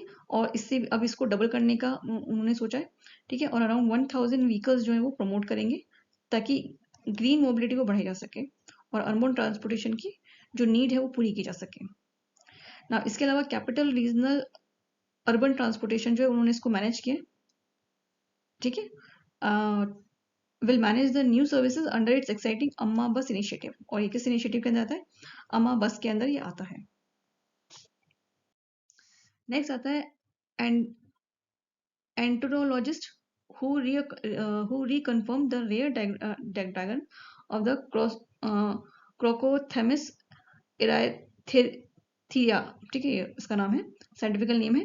तो ये basically western Ghat of Kerala जो तमिलनाडु है वहां पे से पाया गया था। ये जो नॉर्मली जो वो होते हैं जिसको अपन नॉर्मल भाषा में हेलीकॉप्टर बोलते हैं, तो ये जो नॉर्मल क्रोकोथेमिस सर्विलिया है उसी की तरह दिखता है, लेकिन ये अलग है उससे, ठीक है, थोड़ा रेड कलर का होता है ये, जो केरल के अंदर भी हाल ही में मिला है। नाउ 65th फाउंडेशन डे जो सेलिब्रेट किया गया था सितंबर 1 को, किसका? एनसीईआरटी लॉन्चिंग का। और उस टाइम पे एनसीईआरटी ने बहुत सारी चीजें इनिशिएटिव लॉन्च किए गए हैं, ठीक है। अच्छा, ये जो with the line of national education policy के साथ जो कि 2020 के अंदर हमने लॉन्च किया था, इसको डिजिटली और इंक्लूसिव एजुकेशन के थ्रू प्रमोट किया गया है, ठीक है। प्रमोट किया गया डिजिटल और इंक्लूसिव एजुकेशन को। कुछ की फीचर्स भी हैं, जैसे कि इन्होंने टेलीविजन बाल वाटिका टीवी चैनल किया है लॉन्च, दिशा 2.0 और प्रशस्त 2.0 इन्होंने इंक्लूड किया है इस टाइम पे। दूसरा आता है union textile minister Giriraj Singh जो है उन्होंने कपास किसान ऐप लॉन्च किया है। तो बेसिकली जो उन किसानों के लिए है जो कपास उगाते हैं, ठीक है। To streamline the cotton procurement under the minimum cost price के अंदर जो स्कीम थी, उसके अंदर जो कॉटन को है उसको प्रोक्योरमेंट देने के लिए, बचाने के लिए, ठीक है, उनको एक स्कीम जो थी मिनिमम सपोर्ट प्राइस, उसके अंदर में इसको रखा गया है। ये जो ऐप है ये फार्मर्स को इसमें आराम से सेल्फ रजिस्टर्ड कर सकते हैं, पेमेंट ट्रैकिंग वगैरह सब हो सकती है, ठीक है, और बुकिंग अपने स्लॉट्स वगैरह बुक कर सकते हैं। ये सब चीजें अवेलेबल की गई हैं। नाउ मेघालय ने भी क्या किया है, नेक्स्ट आपकी न्यूज है मेघालय से। मेघालय ने अपना ऑटम कैलेंडर जो है वो इंक्लूड किया है, और उन्होंने अपने जो फेस्टिवल्स हैं जैसे कि मेघा कायस फेस्टिवल है, अहोरा 4x4 ऑफ रोड चैलेंज है, शिलोंग चेरी ब्लॉसम फेस्टिवल है, शिलोंग लिटरेसी फेस्टिवल है, ये भी इसमें इंक्लूड किया है उन्होंने अपने कैलेंडर में। नेक्स्ट आता है आपके पास जो प्राइम मिनिस्टर नरेंद्र मोदी है और जो श्रीलंकन प्राइम मिनिस्टर है लॉरेंस वोंग, उन्होंने दोनों ने जो फेज 2 है, ठीक है, of the Bharat Mumbai container terminal का, वो उन्होंने इनॉग्रेट किया है, ठीक है। फैसिलिटी ऑपरेटेड बाय सिंगापुर, और इसको कौन चलाएगा? सिंगापुर पीए इंटरनेशनल इसको ऑपरेट करेगा।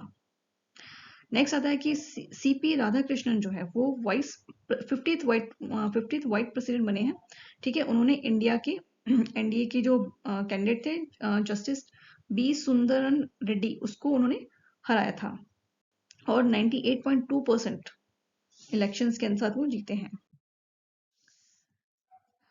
Now union minister of power and housing and urban affairs, ठीक है, जो कि मोहनलाल खट्टर है, उन्होंने अभी हाल ही में central power research institution regional testing laboratory जो है वो इनॉग्रेट की है, कहाँ पे? नासिक के अंदर।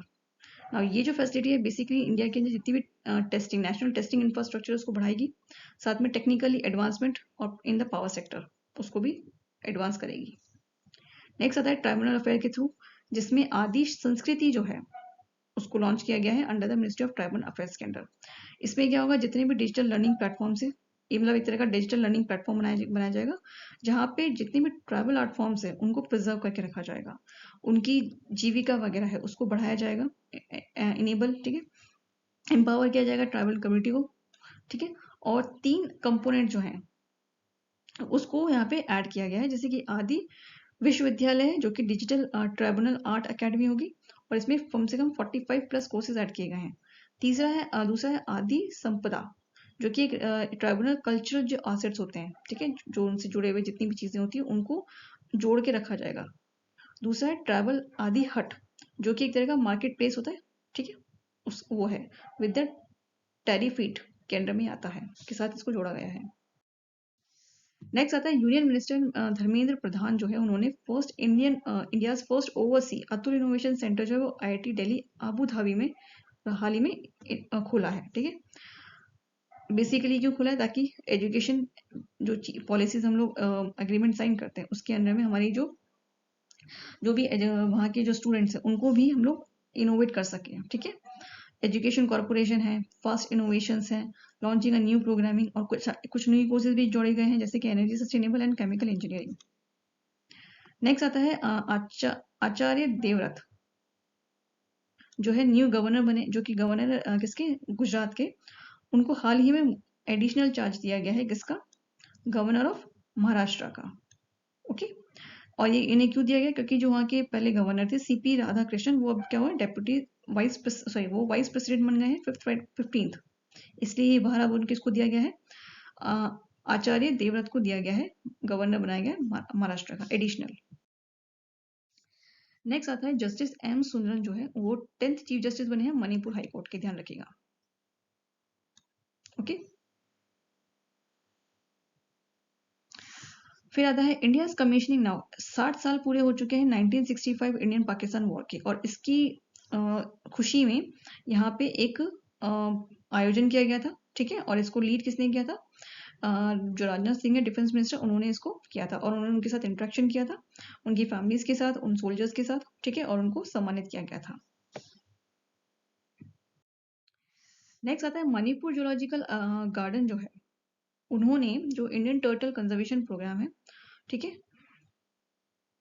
पार्टनरिंग, अच्छा उसके साथ पार्टनरशिप की है, और जितने भी जो फर्स्ट आर्टिफिशियल इंक्यूबेशन है of the critical endangered Asia's gigantic turtle, उनको बचाने के लिए वहां पे उन्होंने मिलके सक्सेसफुली जो बहुत एशिया के जायंट टर्टल्स हैं उनको वहां पे क्या किया है, सक्सेसफुली बचा के रखा हुआ है, ठीक है। In the August 2025 and leading to its hatching of 28 young turtle, और साथ में जो नए टर्टल्स हैं उनको भी उन्होंने उनकी भी मतलब बर्थ हुआ है उनका, जिसमें से 28 यंग टर्टल्स जो है वो बढ़ गए हैं, ठीक है, इन अ सिंगल नेस्ट, मतलब एक ब्रीडिंग के अंदर ही।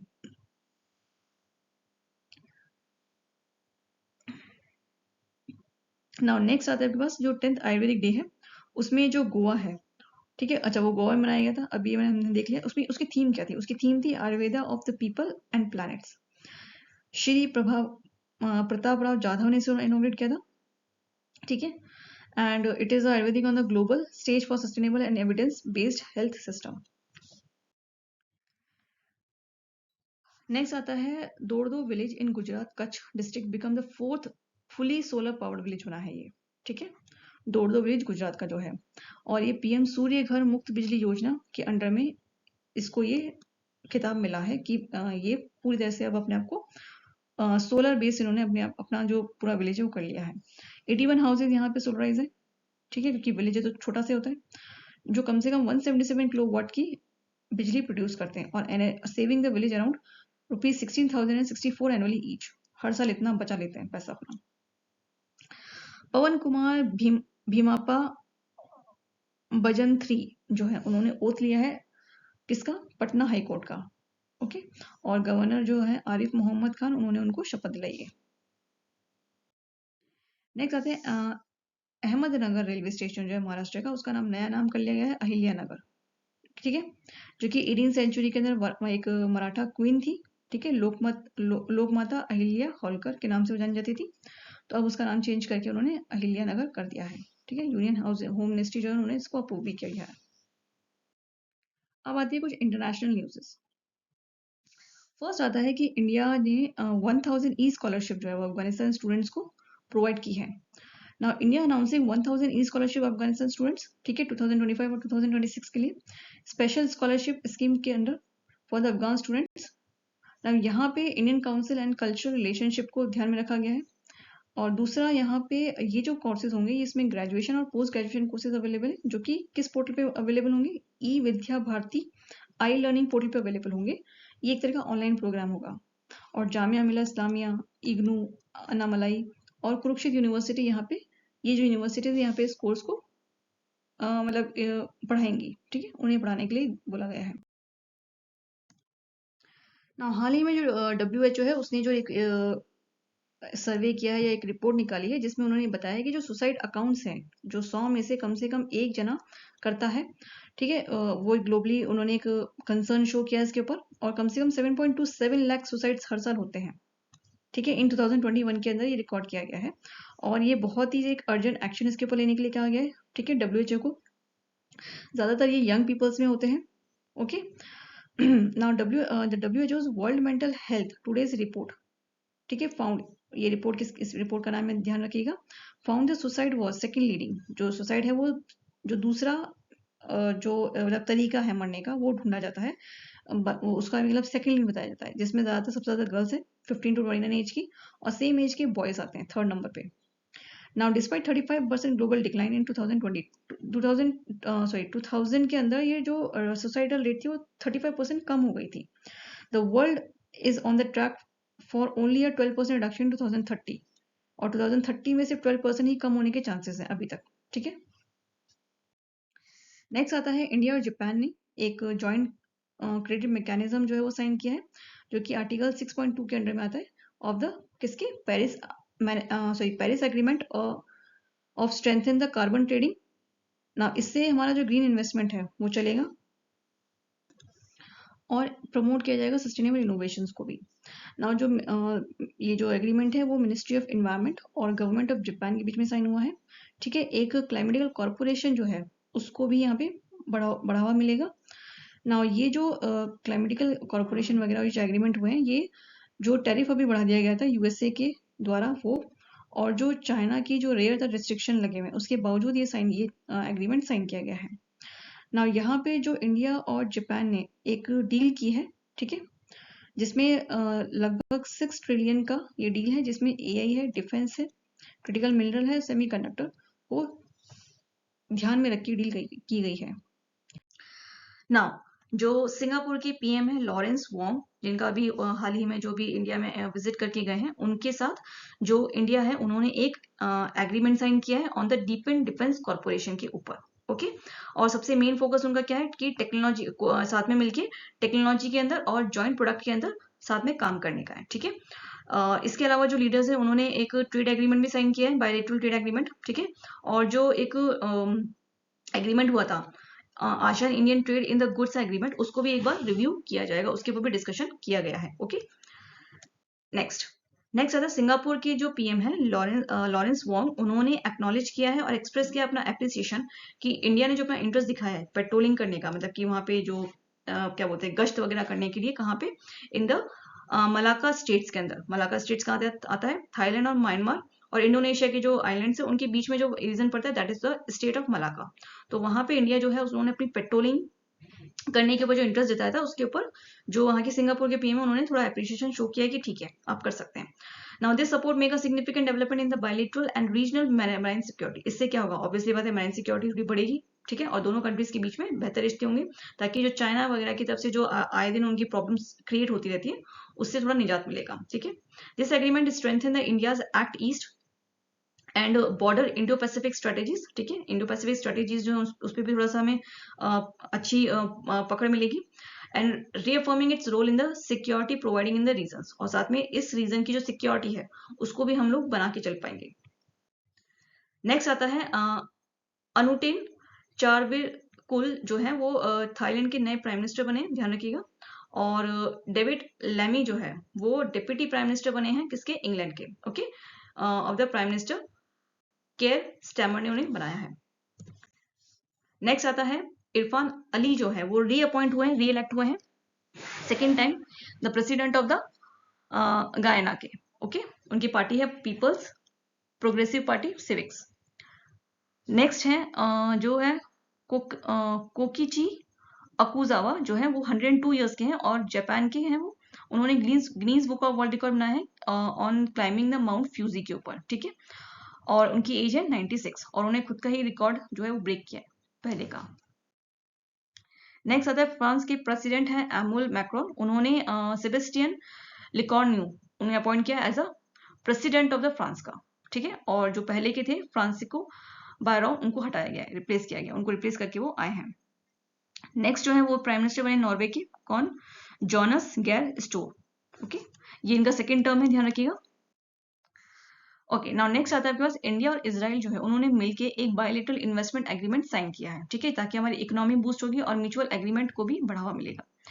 और ये एग्रीमेंट किसके बीच में साइन हुआ है? फाइनेंस मिनिस्टर निर्मला सीतारमन और बेजालिन स्मोट्रिच के बीच में साइन हुआ है। नाउ इसके अलावा the current bilateral investment volume stands for कितने इन्वेस्टमेंट पे हुआ है?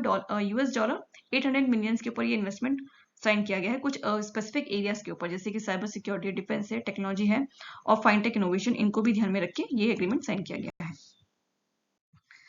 नेक्स्ट आता है कि जो द मॉरिशियन प्राइम मिनिस्टर हैं डॉक्टर नवीन चंद्रा रामगोलम, उन्होंने भी विजिट किया था, ठीक है। उसमें उन्होंने एक अनाउंसमेंट किया है स्पेशल इकोनॉमिक पैकेज का, जिसका टोटल जो कि इंडिया के द्वारा किया गया है, ठीक है, और कितने उसका टोटल कितना होगा? अप्रोक्सीमेटली $680 मिलियन का वो एक तरह का अनाउंसमेंट किया गया है इंडिया के द्वारा। Okay, both nations reaffirming their strong ties through the comprehensive decision and announcement of a special economic package by India total इतना। नाउ ये जो यहाँ पे कुछ प्रोजेक्ट, कुछ ग्रांट प्रोजेक्ट भी इंक्लूड किए गए हैं, जैसे कि हेल्थ केयर से जुड़े हुए, एजुकेशन से जुड़े हुए और एविएशन से जुड़े हुए, जिनका टोटल इन्वेस्टमेंट कितना होगा? 215 मिलियंस के अराउंड, $US के ना अराउंड उनका मतलब एक इन पार्ट्स को भी जोड़ा गया है, as well as the grant cum lines of the credit project, ठीक है, जिसका जो इन्वेस्टमेंट होगा वो अराउंड कितना होगा? 440 मिलियंस का होगा $US। और की इंफ्रास्ट्रक्चर्स कौन से होंगे? रोड है, पोर्ट है, एयर ट्रैफिक है, इन सब के ऊपर ध्यान दिया जाएगा, ठीक है, इस दोनों की डील में। नेक्स्ट आता है फॉर्मर चीफ मिनिस्टर जो है, सॉरी चीफ जस्टिस जो है, सुशीला कर्की जो है, वो नेपाल की पहली वुमेन प्राइम मिनिस्टर बनी है, ठीक है। और ये जो बनी है ये क्यों बनी है? क्योंकि जो जेनजेड प्रोटेस्ट हुआ था नेपाल के अंदर अभी हाल ही में, उसको उनको, ठीक है, तो पुराने प्राइम मिनिस्टर को हटा के इनको बनाया गया है, ठीक है।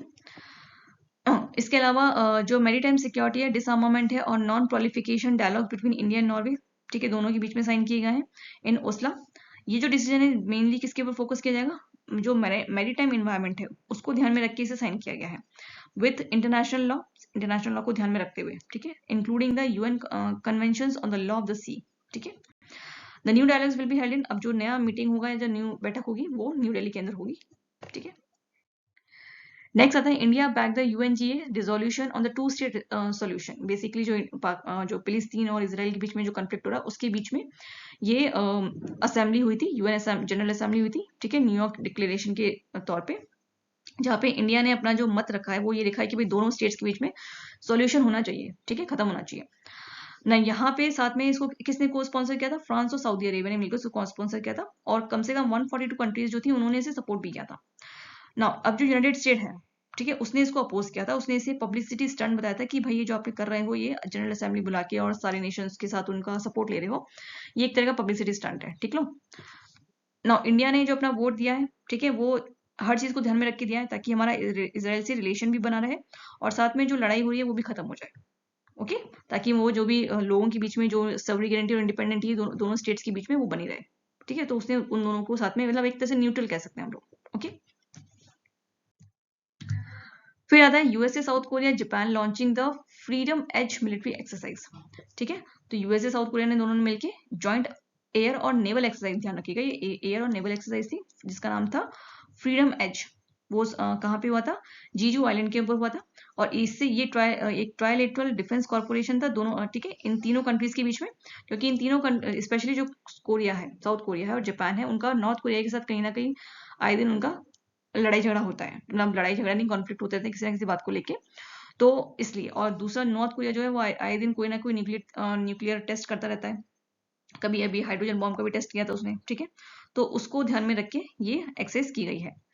नाउ दिस ड्रिल में मिलिट्री डिफेंसेस है, एयर ऑपरेशन है, साइबर कैपेबिलिटी है, इन सबकी ड्रिलिंग हुई थी, making the most advance corporation of date according to the US India Pacific commands.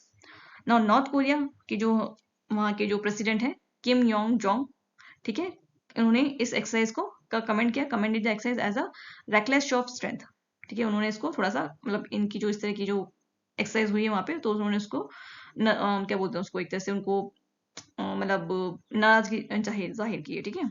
And the warning of the consequences and criticised related efforts like the Iron Mace table top drills integrating the US nuclear and South Korea's convention deterrence. ठीक है, okay.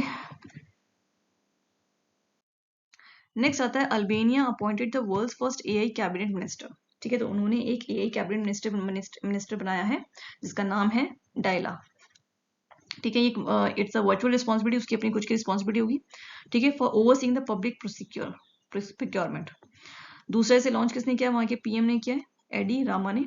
ठीक है, तो डायला जो है वो operate करेगी through the Albanian digital service portal, एक तरह का मतलब एआई पोर्टल है ये। ठीक है, इसका नाम रखा गया है डायला।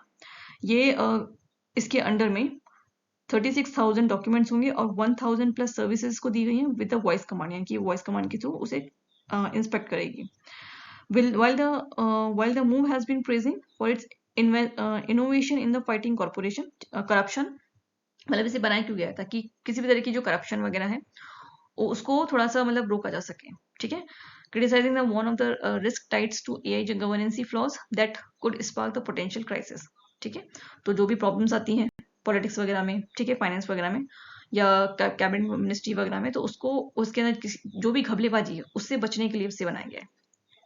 ओके, नेक्स्ट आता है south Korea. US and south Korea reaffirm the goal of the denuclearisation of the Korean peninsula, यानी कि जो कोरियन पेनिनसुला है, ठीक है, जहाँ पे नॉर्थ कोरिया भी आता है। ठीक है, जो मतलब नॉर्थ कोरिया साउथ कोरिया का जो पूरा एरिया है उसको that is called the Korean peninsula, Japan वगैरह का एरिया आता है। तो उसको साउथ यूएसए ने डीन्यूक्लियराइज कर दिया है, यानी कि अब अगर कहीं पे यूएसए ने बम फोड़ा, न्यूक्लियर बम फोड़ा, तो कम से कम जो कोरिया वाला पेनिनसुला है वो तो बचा रहेगा। ठीक है, तो पहले वो उस रीजन में आया करता था न्यूक्लियर रेंज के अंदर, बट अब उसको हटा दिया गया है कोरिया पेनिनसुला को। With the South Koreans national security adviser, अच्छा ये जो एग्रीमेंट हुआ है वो वहाँ के जो एडवाइजर थे वी संग लैक, उन्होंने उनके साथ हुआ है, emphasising that this remains the ultimate goal regardless the north Korea stands. ठीक है, मतलब नॉर्थ कोरिया ने कि आए दिन खतरों को देखते हुए उन्होंने इसको एक अल्टीमेट गोल करार किया कि भाई ठीक है। The south Korea plans a 3 stage approaches. ठीक है, एक प्लान 3 स्टेजेस, अच्छा जो साउथ कोरिया उन्होंने एक 3 स्टेज अप्रोच प्लान किए, starting with the halting the north Korea nuclear and missile programming. ठीक है, जिसमें एक न्यूक्लियर जो नॉर्थ कोरिया का जो आए दिन वो न्यूक्लियर टेस्ट करता है, ठीक है, उसको रोकना है। While balancing the tension easing, ठीक है, ताकि जो भी टेंशन वहां पे रहती है उसको वो कम किया जा सके, and maintaining the security and difference. ठीक है, ताकि सिक्योरिटी वहां पे बनी रहे। नेक्स्ट आता है पाकिस्तान और सऊदी से खबर आती है कि दोनों ने म्यूचुअल डिफेंस एग्रीमेंट साइन किया। ठीक है, और ये जो एग्रीमेंट हुआ ये इस बेस पे हुआ है कि अगर एक के साथ झगड़ा हुआ तो दैट मीन्स दूसरे के साथ भी आपने पंगा ले लिया। ठीक है, aggression against one is aggression against the both. ठीक है, इससे दोनों की जो अलायंस है उसको थोड़ी सी मजबूती मिली है। ठीक है, amid the West Asia tension, जैसे जो वेस्ट एशिया टेंशन बढ़ी, जैसे इसराइल वगैरह के अंदर बढ़ी है उसको, और ईरान के साथ भी अभी जो इसराइल की लड़ाई हुई थी उसको ध्यान में रख के जो पाकिस्तान है उसकी फटके फ्लावर हो गई है, तो इस चक्कर से उसने साउथ कोरिया के साथ, ठीक है, हाथ मिला लिया कि कहीं कल को मुझे ना उड़ा दे Iran. Now the pact expand in the security corporation. ठीक है, इसको इसके साथ इसके अंदर सिक्योरिटी कॉर्पोरेशन को भी जोड़ा गया है with the joint intelligence sharing. दूसरा जो आपस में उनकी मतलब जो उनके सिक्योरिटी एजेंट्स होते हैं, ठीक है, इंटेलिजेंसी डिपार्टमेंट्स होते हैं, उनको भी वो आपस में शेयर कर सकते हैं। डिफेंस लॉजिस्टिक का भी ध्यान रखा गया, जोड़ा गया है, and possible the future joint military exercises भी साथ में करेंगे ये लोग। ठीक है, making a shifting from the transaction ties of the treaty level partnership. Next आता है Australia ups the emission target to 62 by 2035। 2035 तक जो ऑस्ट्रेलिया है वो अपना जो जितना भी वो इमिशन करती है, कार्बन डाइऑक्साइड करती है, किसी भी तरह की जहरीली गैसें करती है, उसको थोड़ा कम करेंगे। कितनी परसेंट तक? 62% तक करेंगे। ठीक है, तो अभी तक उसका जो टारगेट था वो 2030 तक था 43% का। ठीक है, रिड्यूस करने का, और ये उसने पेरिस क्लाइमेटिकल एग्रीमेंट में मेंशन किया है। इसे अनाउंस किसने किया है? वहां के पीएम एंटोनिया अल्बेनिस ने किया है। ये जो अनाउंसमेंट था ये उन्होंने जो वहाँ की ये कदम उन्होंने क्यों उठाया कि वहाँ की जो गवर्नमेंट कमीशन रिस्क असेसमेंट थी उन्होंने वार्न किया था कि आने वाले टाइम में जो क्लाइमेटिकल चेंजेस होने वाले हैं उसकी वजह से जो वेदर है वो बहुत एक्सट्रीम होने वाला है।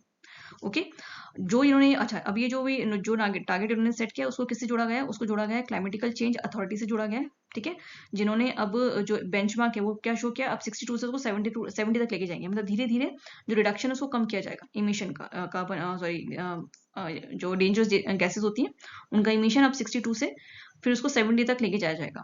Okay, and aiming to address the global criticism of the Australia's heavy fossil fuel Reliance.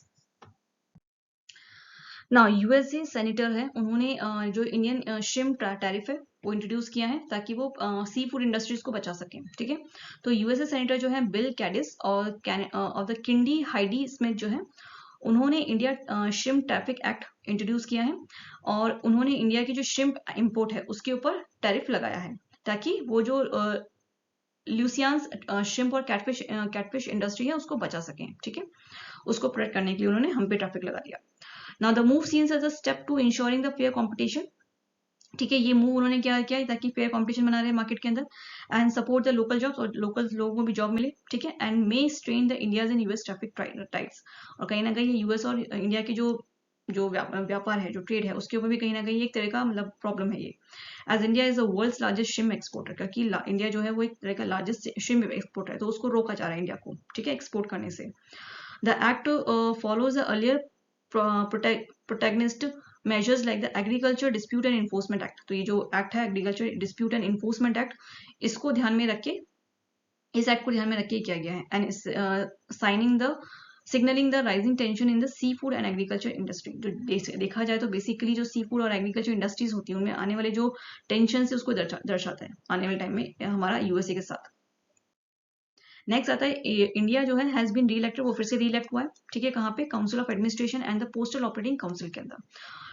और ये कब कहाँ हुआ था, ये 20th and universal postal congress थी जो कि दुबई में अभी हाल ही में हुई है। ठीक है, रीअफर्मिंग द ग्लोबल कॉन्फिडेंस, और इसका मतलब क्या है, हमने कहीं ना कहीं कॉन्फिडेंस वापस से रीइलेक्ट होने का मतलब क्या होता है, ये कहीं ना कहीं हमने ग्लोबल लेवल पे कॉन्फिडेंस बनाया हुआ है अपना। ठीक है, in the Indian postal leadership के अंदर and digital reform. This recognition reflect the India's rising global stature. कहीं ना कहीं हमारा ग्लोबली जो स्टेटस है वो काफी अच्छा रहा है, तभी हम रिलेक्ट हुए विद अ की supporting from the PM India's vision. इसमें सबसे ज्यादा इंपॉर्टेंट रोल कौन है, हमारे पीएम का है। दूसरा जो हमारे डॉक्टर एस जयशंकर हैं, ठीक है, जो काफी डिप्लोमेटिक इंसान है, उनकी वजह से भी है, उनकी बेबाकी जो जिस तरह से जवाब देते हैं, ठीक है, ग्लोबल लेवल पे बैठ के प्लेटफॉर्म्स पे, उसको भी ध्यान में रख के हमें फिर से रिलेक्ट किया गया है। द यूपीयू मेंबर सिंस 1876, और इसके मेंबर हम कब से हैं, 1876 से हम इसके मेंबर्स हैं। ठीक है, इस काउंसिल के, पोस्टल कांग्रेस के। The India continue to play a pivotal role in sharing the global postal policies. ठीक है, जो पॉलिसीज हैं उसका हम लोग बहुत इंपॉर्टेंट रोल रहे हैं उसमें, इनोवेशंस के अंदर, through these crucial UN bodies. ठीक है, और इसका एक हम लोग इंपॉर्टेंट पार्ट रहे हैं यूएन बॉडी का। नेक्स्ट आता है यूएसए और ब्राजील जो है, उन्होंने अपना जो एग्रीकल्चर इनोवेशन है उसको और थोड़ा मजबूत किया है। ठीक है, उन्होंने एक मैथ्री 2.0 जो है उसको लॉन्च किया है। तो इंडिया और ब्राजील ने दोनों ने मिलकर लॉन्च किया है एग्रीकल्चर जो फील्ड है उसके अंदर अपनी पार्टनरशिप और मजबूत की है विद द मैथ्री 2.0 से लेके, and crossing the incubation programming aiming for the co creation and innovation in the agritech. Specially agriculture और टेक्नोलॉजी को मिला करके जो इनोवेशन और क्रिएशन होती है उस पर दोनों मिलकर साथ काम करेंगे। इसे लॉन्च किसने किया है, इसे लॉन्च किया ICAR DC ने। ठीक है, डॉक्टर ML जट जो है न्यू दिल्ली में, उन्होंने इसे लॉन्च किया है, reflecting the growing tide between both nations and specially for the platform like BRICS and G20। ठीक है, तो ब्रिक्स और G20 जैसे प्लेटफॉर्म्स जो है वहाँ पे दोनों नेशंस मेंबर है वहाँ के। ठीक है, तो दोनों अगर साथ में काम करेंगे तो ऑब्वियसली बात है वहाँ पे जो वोटिंग प्रोसेस होता है उसमें थोड़ा अच्छा एक हम लोगों को फेवर रहेगा। नाउ मैरिटी 2.0 विल कनेक्ट, इसमें बहुत से स्टार्टअप्स को भी जोड़ा गया है, इंक्यूबेटर्स हैं, रिसर्च इंस्टीट्यूशन है, वो भी इसमें इंक्लूडिंग किए गए, कनेक्ट किए गए हैं। ठीक है, ताकि एग्रीकल्चर को सस्टेन बनाया जा सके, डिजिटल टेक्नोलॉजी वगैरह को जोड़ा जा सके, बनाया जा सके, एंड वैल्यू चेन डेवलपमेंट हो सके हमारी।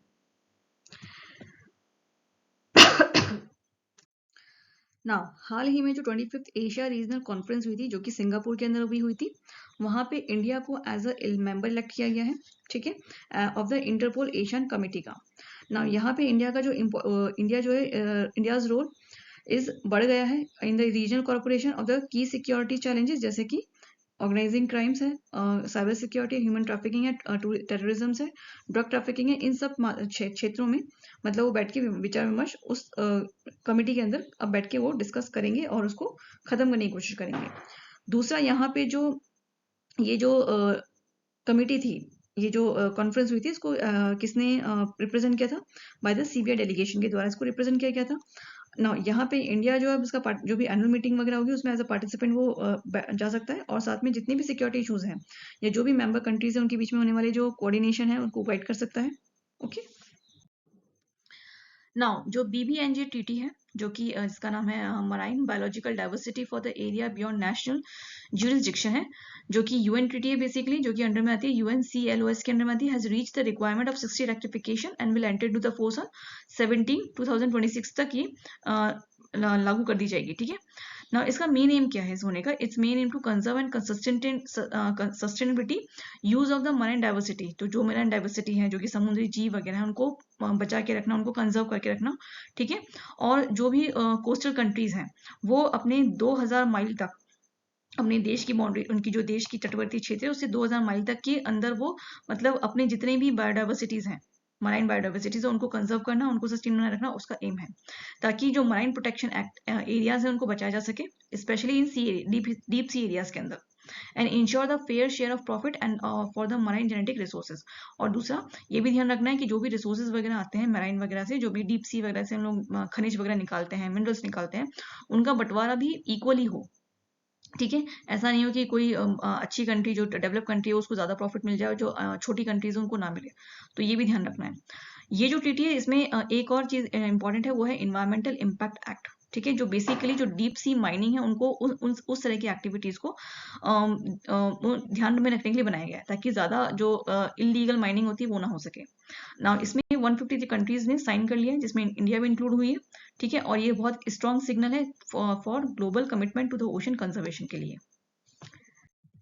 नेक्स्ट ना, चाइना ने हाल ही में के वीजा लॉन्च किया है, और ये किसके बाद किया है? जो कि यूएसए ने H1B1 वीजा को भी जो हाल ही में उन्होंने स्टार्ट रिस्ट्रिक्शन लगाए हैं, उसके बाद चाइना ने भी अपना के वीजा लॉन्च कर दिया, ताकि जो भी स्टेम्स वगैरह हैं, स्टेम प्रोफेशनल्स है, स्पेशली जो साइंस है, टेक्नोलॉजी है, इंजीनियरिंग है, मेडिकल फील्ड्स है, उनके जितने भी प्रोफेशनल्स हैं वो सारे के सारे चाइना के अंदर जाके काम करना शुरू करें और चाइना की प्रोग्रेस हो। ठीक है, और चाइना का एक्सपोर्ट जो है वो बढ़े without requiring a domestic employ invitation. ठीक है, now the visa offers us flexibility for the multiple entries, ठीक है, long validity, and allow the participation in academic, scientific and entrepreneur activities. तो इन सारी चीजों, इन सारे क्षेत्रों में उन्होंने बाहर के एंटरप्रेन्योर्स को अपनी कंट्रीज में लाने के लिए इनवाइट किया है। ठीक है, और उनके लिए कोई मल्टीपल एंट्रीज दी गई हैं, और कोई भी जो वैलिडिटी है उनके वहां रहने की, रुकने की, वो काफी लंबी है।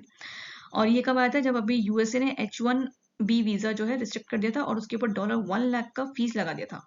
ठीक है, जिसकी वजह से जो चाइना था उसने बहती गंगा में, मतलब सॉरी, उसने क्या किया, अपॉर्चुनिटी का फायदा उठा लिया। ठीक है, बस। नेक्स्ट आता है म्यूचुअल रिकॉग्नाइजेशन एग्रीमेंट हुआ है, किसके ऊपर? ऑर्गेनिक प्रोडक्ट के ऊपर, in between India and Australia. ठीक है, कहाँ पे हुआ? ये न्यू दिल्ली के अंदर हुआ है, वाणिज्य भवन के अंदर। ओके, तो इसमें जो इंडिया की इकोनॉमिक, इंडिया और ऑस्ट्रेलिया की जो इकोनॉमिक कॉर्पोरेशन और ट्रेड एग्रीमेंट है वो साइन किए गए हैं, जिससे हम लोगों की पार्टनरशिप थोड़ी और मजबूत होगी। ओके, नाउ यहाँ पे जो ये MRA है, ये किसने इंप्लीमेंट किया है? ये एग्रीकल्चर फूड प्रोडक्ट जो है एक्सपोर्ट डेवलपमेंट अथॉरिटी, उसने इसको इम्प्लीमेंट किया है, और ऑस्ट्रेलिया की DAFF ने इसको इम्प्लीमेंट किया है। और इसमें जितने भी अनप्रोसेस्ड फूड प्रोडक्ट है वो कवर किए जाएंगे, प्रोसेस फूड है, जितने भी ऑर्गेनिक इंग्रेडिएंट्स हैं, वाइन है, ठीक है, या फिर जो भी ऑर्गेनिक स्टैंडर्ड्स हैं, उन सबको ध्यान में रखे, और मतलब प्रमोटिंग द ट्रस्ट, इनकी और जो भी चीजें होंगी वो ऑर्गेनिक होंगी, ठीक है, नेचुरल होंगी, ऑर्गेनिक होंगी, ताकि ट्रस्ट बना रहे। ठीक है, दोनों कंट्रीज के बीच में, इसलिए एग्रीमेंट साइन किया गया है। नेक्स्ट आता है सुपर टाइफून रगस, ये इंपॉर्टेंट है। ये अभी हाल ही में एक तूफान था, जो कि वर्ल्ड का सबसे पावरफुल स्टॉर्म जिसको कहा जाए, 2025 का सबसे वर्ल्ड मोस्ट पावरफुल जो स्टॉर्म है वो कंसिडर किया गया है। ठीक है, इसकी वजह से काफी बहुत ज्यादा कैजुअलिटीज आई हैं साउथ ईस्ट एशिया के अंदर। ये जो स्टॉर्म था ये 5th इंटेंसिटी का माना जा रहा है, जो कि सबसे हाईएस्ट विंड का माना जाता है, जिसकी स्पीड होती है 28 किलोमीटर पर आवर के हिसाब से ये तूफान जो है उस पर होती है इसकी स्पीड विंड्स की। इसमें काफी डैमेज भी होता है। ठीक है, फ्लड्स हैं, इंफ्रास्ट्रक्चर डैमेज हुआ है, और ये कहाँ का हुआ है? ये हुआ है फिलीपींस के अंदर, ताइवान के अंदर, हांगकांग के अंदर, और साउथ चाइना के अंदर। ठीक है, और जाके वियतनाम में जाके ये खत्म हुआ है। ठीक है, ढीला पड़ा थोड़ा सा। नाउ जो इंडिया है उसने आईआईटी मद्रास को नॉमिनेट किया है as a UN central of excellency for artificial intelligence के लिए capacity building and skill under the UN office for the digital and emerging technology initiatives. Now ये किसने अनाउंस किया है? जो सेक्रेटरी है, ठीक है, आईटी डिपार्टमेंट मिनिस्ट्री के सेक्रेटरी एस कृष्णन, उन्होंने इसे किया है। कहाँ पे? जनरल असेंबली के अंदर, यूएन जनरल असेंबली के अंदर अनाउंस किया है। और ये साउथ एशिया का जो मतलब साउथ एशिया की एंट्री है, पहली एंट्री है कह सकते हैं उसको, एक उसको सपोर्ट करने के लिए साउथ ग्लोबल को रिप्रेजेंट कर रहा है आईआईटी मद्रास, ठीक है। और ये बताने की कोशिश कर रहे हैं कि भाई हमारा जो आईटी में जो एआई कैपेसिटी का हमारा गैप था वो आईआईटी मद्रास ने फुलफिल किया है, ठीक है। इससे यहाँ पे इंडिया का एम क्या है? इंडिया का एम क्या है कि वो 10 मिलियन पीपल्स को एनुअली उनको स्किल प्रोवाइड करता है, ठीक है, through it's Indian AI mission के थ्रू। ओके, और हम लोग एआई इम्पैक्ट समिट जो है वो भी होस्ट करने वाले हैं 2026 के अंदर, फरवरी के अंदर, ठीक है, जिसके हमारा जो ग्लोबल कोलैबोरेशन होगा वो बढ़ेगा। ओके, नेक्स्ट आता है तुर्की ने यूएस के साथ एक न्यूक्लियर डील साइन की है। ओके, दोनों ने मिलकर सिविल न्यूक्लियर कॉर्पोरेशन, एक जो स्ट्रेटेजीज है, कहाँ पे? व्हाइट हाउस के अंदर दोनों साइन किए in between the president Erdogan and US president Donald Trump के बीच में साइन हुई है। और ये एग्रीमेंट साइन करने वाले कौन है? उनके मिनिस्टर्स हैं, टर्की एनर्जी मिनिस्टर अल्प अरसलन बाराकतर और US secretary of the state Marco Rubio. ना यहाँ पे इनका जो इस कोलैबोरेशन से जो न्यूक्लियर पावर प्लांट है, मतलब काफी लार्ज स्केल में अपना दोनों मिलके अपना न्यूक्लियर पावर प्लांट को और बढ़ाएंगे। साथ में जो स्मॉल रिएक्टर है वहां पर भी काम करेंगे, स्मॉल मॉड्यूलर रिएक्टर्स, ठीक है, एसएमआर पे। ना ये जो डील हुई है बेसिकली ये टर्की का एक तरह का गोल था, ताकि वो अपना न्यूक्लियर एनर्जी जो है वो बढ़ा सके। दूसरा, जो नेचुरल गैस डिपेंडेंसी उसकी वो भी कम हो जाएगी, ठीक है। साथ में वो अपना जो न्यूक्लियर पावर प्लांट है उसके ऊपर भी वो अब अच्छे से काम कर पाएगा, ठीक है। और जो उसके फ्यूचर प्लान्स हैं सिनॉप और टेस्को, वो भी उसके अब पूरे होंगे। Now Dubai road transport and authority जो है वो उन्होंने लॉन्च किया है दुबई ऑटोनोमस जोन, ठीक है, जो कि 15 किलोमीटर का एक कॉरिडोर होगा।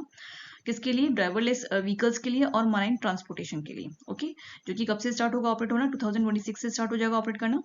नाउ ये जो इनिशिएटिव है ये दुबई का जो टारगेट है 25% करना, 25% ऑफ डेली ट्रिप्स, ठीक है, जो डेली ट्रिप्स होंगी उसको ऑटोनोमस करना है। कब तक? 2030 तक, ठीक है, उसको बढ़ाना है 25% तक, उसका उनका ही टारगेट है ना। यहाँ पे जो कॉरिडोर बनाया जाएगा इसके अंडर में कौन कौन से रीजन आएंगे? इसमें आएंगे अल जेडा मेट्रो और दुबई क्रीप हार्बर और फेस्टिवल सिटी, ये सारे जोन इसके अंदर आएंगे ना। इसके अंदर कुछ और भी चीजें फीचर्स की गई, जैसे कि रोबो टैक्सी है, रोबो बसेस है, ऑटोनोमस शेल्टर है, और डिलीवरी बूथ्स है, और ड्राइवरलेस अब्रास है, ये, ठीक है, ये सारी चीजें इसमें फीचर हैं ना। यहाँ पे जो रोबो टैक्सी ट्रायल है वो स्टार्ट किया जाएगा 2025 से, एमिंग एट 1000 व्हीकल्स। अच्छा, एम क्या है कि 1000 व्हीकल्स जो है वो स्टार्ट कर दिए जाएंगे 2028 तक, ठीक है, जिसके अंदर उबर है, वी राइड्स है, टीएक्स टैक्सी है, मॉडल्स है, इंटीग्रेट इसको उन्हें भी जोड़ा जाएगा। साथ में जितने भी अच्छा, यहाँ पे बेनिफिट क्या है? बेनिफिट इंक्लूडिंग है जैसे कि बहुत कम टाइम लगेगा, शॉर्ट टाइम्स, बहुत कम कॉस्ट रहेगा, और इलेक्ट्रॉनिक फीट ये होगा पूरा तरह से, ठीक है। इन सब चीजों को, ये सब चीजों का फायदा रहेगा इस कॉरिडोर के अंदर। नेक्स्ट आता है India Bhutan approving the first rail link project, ठीक है। इंडिया और भूटान जो है अपने दोनों कंट्रीज के बीच में एक रेल प्रोजेक्ट बनाने वाला है, उसके बीच में, उनके बीच में एक प्रोजेक्ट साइन हुआ है, bilateral trade and regional integration, ठीक है। ये जो दो लाइंस हैं ये कहाँ कहाँ पे आएंगी? खोखराझरा से लेके गेलीपुर तक, जो कि जिसका बजट होगा 3456 करोड़ का। दूसरा है बनारहट से लेके समतीसगढ़ तक है, जिसका बजट है 5577 करोड़ का। एम क्या है? दोनों जो क्रॉस बॉर्डर मूवमेंट है वो बनी रहे, ठीक है। साथ में जो भूटान है वो इंडिया को पोर्ट्स को इजिली एक्सेस कर पाएगा इससे, क्योंकि भूटान की जो बॉर्डर है उसमें कहीं भी पोर्ट नहीं आते, ठीक है, सी पोर्ट, सी लिंक्स कहीं पे कनेक्टेड नहीं है, तो इसलिए वो इंडिया के पोर्ट्स यूज करता है। And supporting its economic development.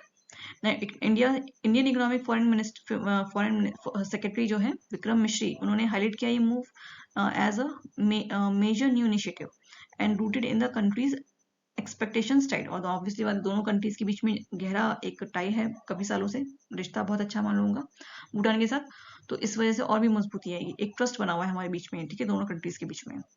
ये जो प्रोजेक्ट है वो 10,000 करोड़ का, ठीक है, प्रोजेक्ट है, से जुड़ा। The project align with the India's 10,000 crore support commitment under the Bhutan 35 year plan, ठीक है। और ये जो भूटान का 35 ईयर प्लान है उसके अंदर में ये आता है प्रोजेक्ट, उससे से जोड़ा गया, जो कि 10,000 करोड़ का है, ठीक है। ओके, सो यहीं पे हम लोगों का जो ये नेशनल और इंटरनेशनल अफेयर्स का जो सेशन है, करंट अफेयर्स का सितंबर मंथ का, वो खत्म होता है, ठीक है।